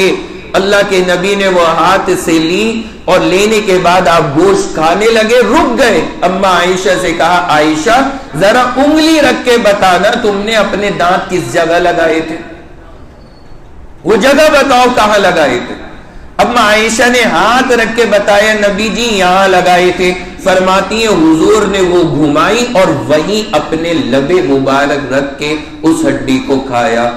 اسلام نے تو یہ مقام دیا ہے نا عورت کو۔ اور یہ بیکٹیریا والے ہمیں بتاتے ہیں کہ جی عورت کی عزت ہونی چاہیے۔ آپ جناب پہلے وہ بیکٹیریا سنبھال لیں، عزت تو بعد میں ہوگی۔ نبی نے تو یہ مقامات دیے عورت کو، ایسی عزت عطا فرمائی۔ تو ہم لوگ بھی جو ہے نا تھوڑے سے غافل رہ جاتے ہیں۔ ہاں یہ عزت دی، یہ مقام دیا، یہ عورت کو سہولت دی، لیکن پھر جو یہ آگے کا وَلِلرِّجَالِ عَلَيْهِنَّ دَرَجَةٌ، کہا کہ مرد جو ہیں تھوڑا سا اوپر ہیں۔ کیا مطلب ہے؟ اور ایک جگہ کا الرجال قوامون علی النساء، مرد یہ قائم ہیں عورتوں کے اوپر۔ کیا مطلب اس کا؟ ان تمام چیزوں کا مطلب یہ ہے عزت، مقام، مرتبہ، محبت، پیار تو وہ سب دینا ہے جو آپ نے سنا، لیکن چونکہ اللہ نے عورت کو فطرتاً نازک بنایا ہے، مرد جیسا مضبوط نہیں بنایا۔ یہ دنیا جانتی ہے، مانتی ہے اسے دنیا۔ اس لیے اسلام نے کہا کہ جہاں بھی محنت کا کام ہے، مشقت کا کام ہے، روڈ کے اوپر دھوپ میں جھلسنے کا کام ہے، گرمی سردی برسات میں روڈ پہ پھرنے کا کام ہے، یہ اس نازک مخلوق کا کام نہیں ہے، یہ اس کا کام ہے جسے اللہ نے ایک درجہ طاقت زیادہ عطا فرمائی ہے، وہ یہ سارے کام کر کے اس مخلوق کی ضروریات کو گھر میں پورا کرے۔ یہ درجہ بندی اسلام نے رکھی۔ ہر چیز کا ایک مقام رکھا، یہ گھر کا نظام دیکھ رہی ہے اور وہ اس کے لیے باہر قربانیاں دے رہا۔ آسان ہے جناب والا باہر دھکے کھانا۔ ابھی 2 دن پہلے میں رات میں آ رہا تھا اہلیہ کے ساتھ میں، تو ایک بندہ بیچارہ بیٹھا ہوا کیلے بیچ رہا تھا۔ اب یقین مانے دل تڑپ گیا اسے دیکھ کر کے، روڈ کے کنارے بیٹھا ہوا کیلے بیچ رہا ہے۔ تو انہوں نے کہا کہ ذرا کیلے لے لیں، یہ بیٹھا ہے پوچھ لے اس سے۔ میں نے گاڑی روکی، اس کو آواز دی، میں نے کہا جی چچا کیلے کیا ریٹ ہے؟ وہ ایک گھر کے باہر وہ جو پٹ ٹائپ کا ہوتا ہے اس پہ بیٹھا تھا، آگے ٹھیلا کھڑا ہے، رات کا وقت تھا، 11 ساڑھے 11 بج رہے، اور میں نے آواز دی، اس نے نظر نہیں اٹھائی۔ دوبارہ میں نے دیکھا تو بیٹھا ہوا جھوم رہا تھا، نیند کے اندر، بے انتہا نیند میں۔ کبھی ادھر کو گر رہا کبھی ادھر کو، 3-4 آوازیں دی، اس کی آنکھ نہیں کھلی. آپ اندازہ لگائیے روڈ پہ وہ بندہ بیٹھا، داڑھی تھی بیچارے کی، عمر دراز آدمی.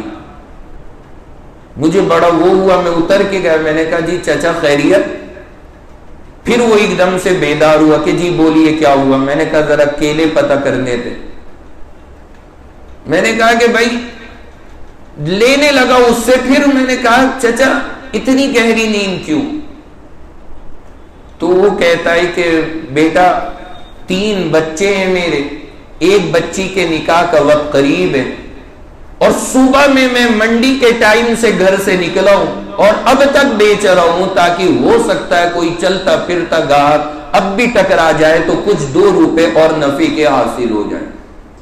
بچوں کی ضروریات پوری کرنی، اس کے لیے وہ راتوں میں، مطلب آپ اندازہ لگائیں، روڈ کے کنارے نیند میں بیٹھ کر کے جھوم رہا ہے، اور پورے دن دھوپ میں، گرمی میں، بارش میں، ہر چیز کو سہ رہا ہے کہ گھر کے اندر جو اللہ نے پاکیزہ عورتیں عطا فرمائی ہیں ان کو نہ دھکے کھانے پڑے اور ان کی ضروریات صحیح طریقے پہ پوری ہو جائے. اتنی قدر آئی دل کے اندر اس کی. میں نے کہا دیکھو یہ لوگ ہیں جنہیں اللہ بھی بڑا پسند فرماتا ہے. کتنا اللہ کو پیار آتا ہوگا ان لوگوں کا. اور ایک بات آپ سے بھی کہوں گا، ایسے لوگوں سے ضرور سامان لیا کریں اور مول بھاؤ بھی نہ کیا کریں. کیا ہوگا 10 روپے مہنگا، کوئی حرج نہیں، اور تھوڑا سا اپنی طرف سے بڑھا کے دے دیا کریں.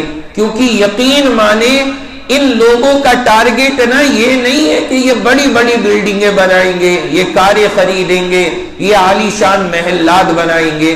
ان کا ٹارگٹ بس اتنا سا ہوتا ہے کہ اپنے بچوں کا پیٹ بھر لیں گے، بس اس کے لیے یہ محنتیں کرتے. تو ہم لوگوں کو بھی اپنے اندر یہ احساس پیدا کرنا چاہیے اور فکر ایسے لوگوں سے ضرور لیا کریں، چاہے سمجھ میں بھی آئے یا نہ آئے، سب آپ سمجھ گئے. اللہ تعالیٰ جو بندہ مخلوق کے حال پہ رحم کرتا ہے نا، اللہ تعالیٰ پھر اس پر ضرور رحم فرماتا ہے. ایک روٹی بنانے والے کے بارے میں لکھا ہے علماء میں، بغداد میں وہ روٹی بناتا تھا، روٹیاں ڈالتا تھا. لوگ اس کے پاس میں رات میں کیا کرتے، جو نوٹ خراب ہے وہ لے کر آتے. اس کی آنکھوں میں روشنی کم تھی کہ اسے دکھتا وکتا نہیں ہے، یہ رکھ لے گا، لیکن وہ سب پہچانتا تھا، سب پہچانتا تھا، لیکن وہ پھر بھی لے لیتا تھا، کسی سے کہتا نہیں تھا کہ جی خراب ہے لو، اور روٹیاں پوری دیتا تھا. جب انتقال ہوا، کسی نے خواب میں دیکھا، وقت کے عالم نے پوچھا بیٹا کیا ہوا تمہارے ساتھ، کیسا رہا اللہ کے یہاں معاملہ؟ تو کہنے لگا کہ جب میں اللہ کے دربار میں پیش ہوا، اعمال تو کچھ تھے نہیں میرے، لیکن اللہ نے فرمایا کہ بھائی تو نے ساری زندگی یہ عمل کیا ہے، کیا وجہ تھی؟ تو لیتا تھا پیسے، پتہ ہوتا تھا خراب ہے، پھر بھی دیتا تھا پورا سامان. کہا کہ یا اللہ بس میری نیت یہ تھی کہ میں نے ان کے کھوٹے سکے لے کر کے پورا بدلہ دیا ہے، اس سوچ کے ساتھ میں کہ کل کو جب اللہ کے دربار میں جاؤں گا، کیا پتا اللہ میرے کھوٹے اعمال پہ پورا انعام عطا فرما دے. صرف اس عمل پر اللہ نے مغفرت فرما دی، صرف اس عمل پہ مغفرت کر لیا کریں. ایسا موقع دیکھ کر لیا. جو بھی بندہ ہمیں ایسا لگ رہا ہے بیچارہ قسم کرسی کی حالت میں ہے اور اس طرح سے اسٹرگل کر رہا ہے، محنت کر رہا ہے، عمر دراز ہے، ان کی مدد کی نیت سے کچھ خرید لیا کرے. بہرحال میں عرض یہ کر رہا کہ اسلام نے یہ تقسیم کی کہ یہ نازک ہے، اس کی ذمہ داریاں یہ مضبوط ہے تو یہ اٹھائے گا، یہ باہر نکلے گا. اب دنیا عورت کو آزادی کے نام پہ کیا کرانا چاہتی ہے، کوئی نہیں آزادی دلوانا چاہتا، یہ سب بکواس ہے. یہ صرف کیا ہے، ان کی اپنی ہوس کا نشانہ بنانے کا ذریعہ ہے. انہیں یہ پتا ہے کہ جب تک عورت اسلام کی تعلیمات کے مطابق اپنی شرم اور حیا کو سمیٹ کر کے گھر میں رہے گی، اور مرد اور باپ اور بھائی اور بیٹے کی نگرانی میں زندگی گزارے گی، اس سے اپنی ہوس کا پورا کرنا آسان نہیں ہے۔ اس ہوس کے لیے انہوں نے عورت کو آزادی کے نام پہ 5 روپے کے صابن تک کے اوپر ننگے بدن کے ساتھ چھاپنا شروع کر دی کہ یہ ہم عورت کو آزادی دے رہے ہیں۔ یہ کون سی آزادی؟ تم نے مقام گرایا عورت کا، تم نے ذلیل کیا ہے اور عورت کو۔ آزادی تو اسلام نے کتنی خوبصورتی کے ساتھ میں عطا کی ہے، یہ تو عورت کا مقام گرانے والی بات ہے کہ ایک 5 روپے کا صابن بھی بغیر عورت کی بدن دکھائے ہوئے نہیں بکنے کو تیار ہے، اس پر بھی تم نے اس کی تصویر کو چھاپ لی۔ جہاز میں جائیے، ایئر ہوسٹس ہاف کپڑوں میں اسکرٹ پہنا رکھے، بدن کھلے پڑے ان کے، کیوں کھلوا رہے ہیں؟ اگر آپ واقعی آزادی دے رہے ہیں تو آپ انہیں کہیں مرضی ہے تمہاری، چاہے تم بدن کھولو یا بدن چھپاؤ تمہاری مرضی ہے، یہ کہو نہ ان سے۔ لیکن آپ نے تو ڈریس کوڈ کے نام پہ ساری عورتوں کو وہاں پہ بے لباس کر دیا کہ اگر جاب چاہیے بدن دکھانا پڑے گا۔ پائلٹ آ رہے ہیں، پائلٹ نہیں آ رہے اسکرٹ پہن کر، پائلٹ کی بھی ڈریس بنا دی کہ نیکر میں آنا جہاز اڑانے کے لیے۔ سوچئے نا ذرا اس بات کو، پائلٹ کیوں وہ پورا سوٹ بوٹ ڈریس پہن کر کے آ رہے ہیں، اس کے لیے نیکر الاؤ نہیں۔ وہ کہے نہیں بابا مجھے تو پینٹ میں پریشانی ہو رہی، میں نیکر پہنوں گا، وہ کہے گی ایئر لائن نکل بھائی تو یہاں سے، ٹریکٹر جلا لے گاؤں میں۔ اور جو ایئر ہوسٹس ہے وہ یہ کہے میں پورا بدن چھپانا چاہتی ہوں، اسے بھی آپ گھر بھیج دیں گے۔ یہ کون سی آزادی ہے؟ یہ آزادی نہیں ہے، یہ عورت کے جسم کی نمائش ہے ہوس کے سامنے، تاکہ آپ کی اپنی آنکھوں کی سکائی ہو اور جو مکاریاں بندہ کرنا چاہتا ہے وہ کھلے عام کر سکے۔ بس اتنا کیا، اس سے زیادہ کچھ نہیں ہے۔ لیکن اسلام نے جو ترتیب رکھی ہے وہ آپ نے سنی، کتنی پیاری ہے۔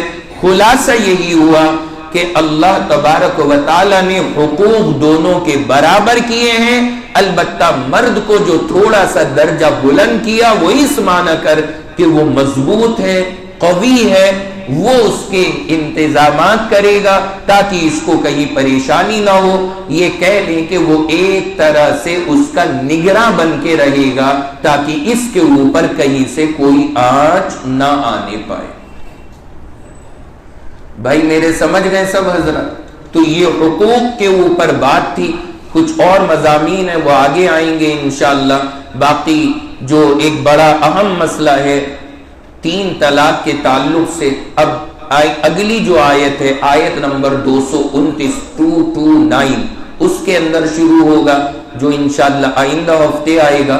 آپ سے بھی میں درخواست کروں گا کہ تاخیر نہ کر کے اول وقت آنے کی کوشش کریں، تاکہ شروع سے جب آپ مسائل کو سنیں گے تو پھر سمجھنا آسان ہو جائے گا۔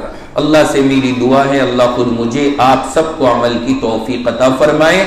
یہاں جو آیت ہے اب اخیر میں اس کا ترجمہ سن لیجئے۔ اللہ فرماتے ہیں والمطلقات، طلاق والی عورتیں روک کر رکھیں اپنے آپ کو 3 حیض تک، مطلب آپ کو سب کو سمجھ میں آ گیا ہوگا۔ آگے اللہ فرماتے ہیں حلال نہیں ہے ان عورتوں کے لیے کہ چھپائیں اس چیز کو جو اللہ نے ان کے پیٹ میں پیدا فرمایا ہے، اگر وہ ایمان رکھتی ہیں اللہ پر اور قیامت پر۔ یعنی جو ان کو اگر حمل ہے، طلاق پڑی ہے، تو اس کو چھپائیں نہ بتائیں تاکہ پھر ان کی عدت اسی حساب سے گزروائی جائے۔ وَبُعُولَتُهُنَّ أَحَقُّ، اور ان کے شوہر زیادہ حقدار ہیں ان کو دوبارہ اپنے نکاح میں لینے کے، اگر وہ ان کے ساتھ اچھی طرح رہنا چاہیں۔ لیکن یہ کب ہے؟ جب 1 یا 2 طلاقیں دی ہوں، یہ بات میں نے عرض کی تھی۔ وَلَهُنَّ مِثْلُ الَّذِي عَلَيْهِنَّ بِالْمَعْرُوفِ، اور عورتوں کے لیے بھی ویسے ہی حق ہیں جیسے کہ عورتوں پر دوسروں کے حق ہیں دستور کے مطابق۔ لیکن مردوں کو اللہ نے عورتوں کے اوپر ایک درجہ بلند فرمایا ہے، اور اللہ تعالیٰ بڑے زبردست ہیں اور زبردست حکمتوں والے ہیں۔ واللہ عزیز الحکیم۔ یہ ہے آیت نمبر 228. الحمدللہ یہاں پوری ہو گئی. اللہ عمل کی توفیق عطا فرمائے. وآخر دعوانا ان الحمدللہ رب العالمین.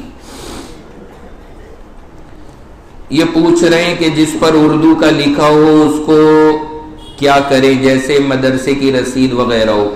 دیکھیے جو آپ کے پاس اردو کی ساری چیزیں ہوں انہیں اکٹھے کرتے رہا کریں کسی تھیلی وغیرہ میں. جب کئی ساری چیزیں ہو جائیں انہیں لے جا کر کے کہیں مٹی میں دبا دیا کریں.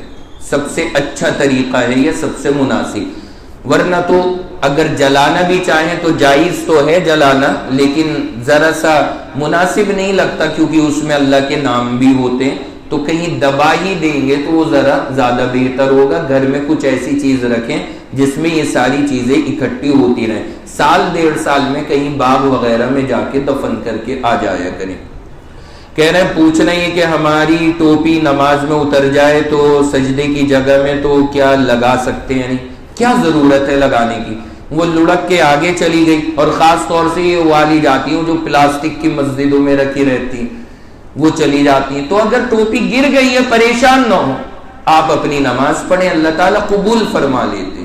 اسے دوبارہ سے اٹھانا لگانا اس سب چیز کے لیے پریشان نہیں ہونا چاہیے. کہہ رہے ہیں کہ امی اور ابو کو حج کرانا چاہتا ہوں، فی الحال اس ٹائم حساب نہیں ہے تو میں عمرہ کرا لوں کیا؟ لیکن لوگ کہتے ہیں کہ پھر حج واجب ہو جائے گا. ایسا کچھ نہیں ہے، میں پہلے بھی بتا چکا ہوں. عمرے کی گنجائش ہے عمرہ کرا لو، لیکن حج فرض نہیں ہوگا جب تک کہ حج کرنے کا اسباب نہ ہو. حج فرض جب ہوتا ہے جب اس کا خرچ موجود ہو، جب نہیں ہے تو پھر حج فرض نہیں ہوگا. عمرہ کرنے سے حج فرض نہیں ہوتا، یہ غلط بات مشہور ہے. کہہ رہے ہیں دیوالی پر پھول سیل کرنا کیسا ہے؟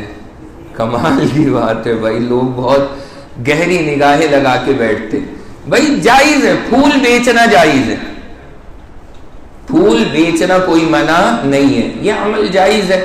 اب وہ اس کا میٹر ہے، وہ کیا کرتا ہے کیا نہیں کرتا، کیونکہ یہ چیز ایسی ہے جو ملٹی پرپز ہے، یعنی چاہے صحیح یوز کرو چاہے غلط یوز کرو، سب طرح کا استعمال ہے.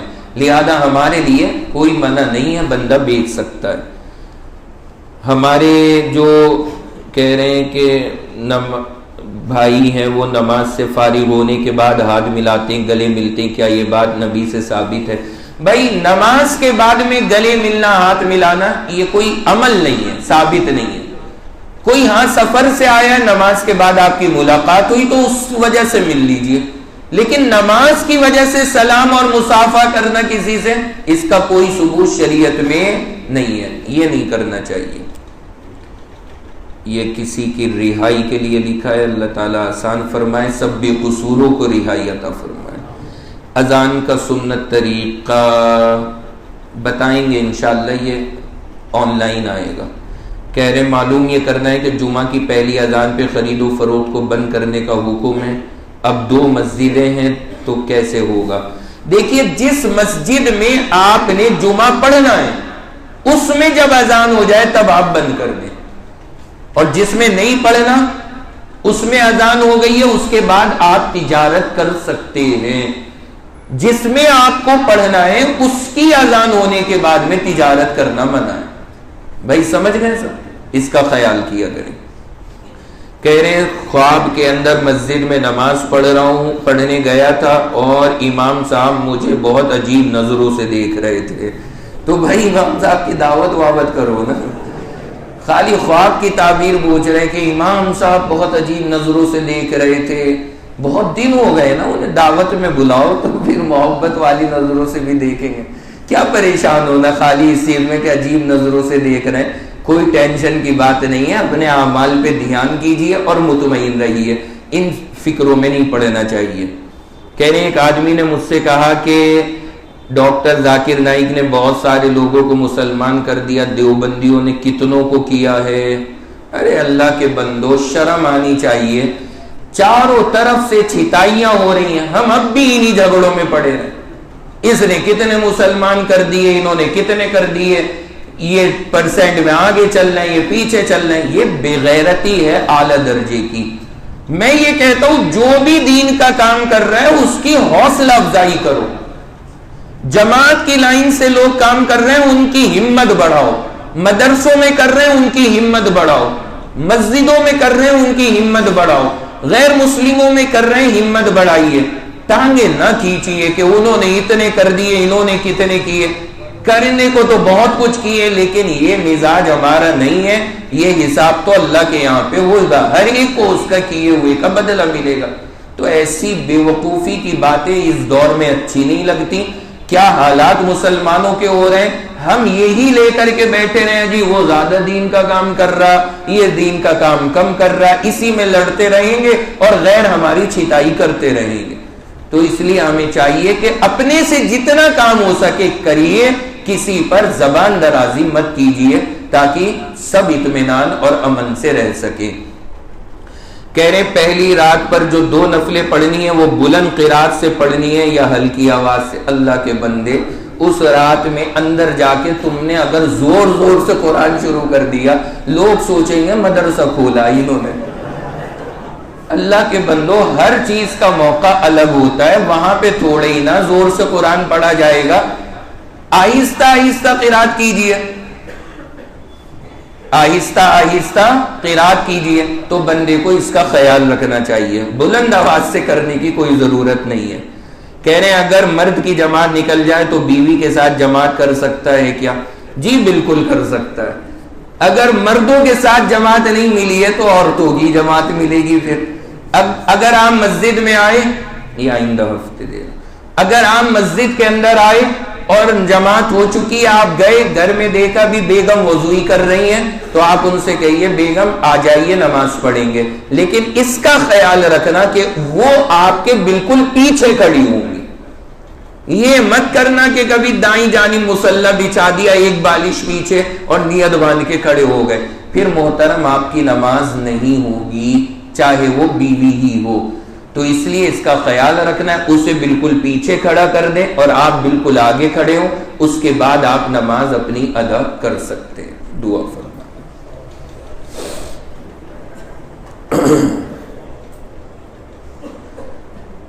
الحمد للہ رب العالمین الرحمن الرحیم والصلاة والسلام علی سید الانبیاء والمرسلین محمد وعلى آلہ واصحابہ اجمعین۔ ربنا آتنا فی الدنیا حسنہ وفی الآخرۃ حسنہ وقنا عذاب النار وقنا عذاب القبر وقنا عذاب الحشر وقنا من فتنة المسیح الدجال۔ یا اللہ ہم سب کے ساتھ رحم کا، کرم کا، فضل کا معاملہ فرما۔ یا اللہ ہم سب جو یہاں پر جمع ہوتے ہیں یہ آپ کا بہت بڑا انعام ہے۔ اللہ ہمیں قرآن کی نسبت سے اسی طرح جڑتے رہنے کی توفیق عطا فرما۔ یا اللہ ویسے تو ہمارے وقت نہ جانے کہاں کہاں نکلتے ہیں، یا اللہ یہ آپ کا بڑا انعام ہے اگر کچھ وقت ہمارا قرآن سیکھنے میں لگ رہا ہے، اللہ اس وقت کو قبول فرما۔ یا اللہ اس وقت کو قبول فرما۔ یا اللہ ہم سب کو اخلاص سے جڑتے رہنے کی توفیق عطا فرما۔ یا اللہ جتنی باتیں بتائی جا رہی ہیں عمل کی توفیق عطا فرما۔ میرے مولا کریم سب بیماروں کو شفا عطا فرما۔ یا اللہ جن حضرات کے اوپر قرضے ہیں ان کے قرض کی ادائیگی کے اسباب پیدا فرما۔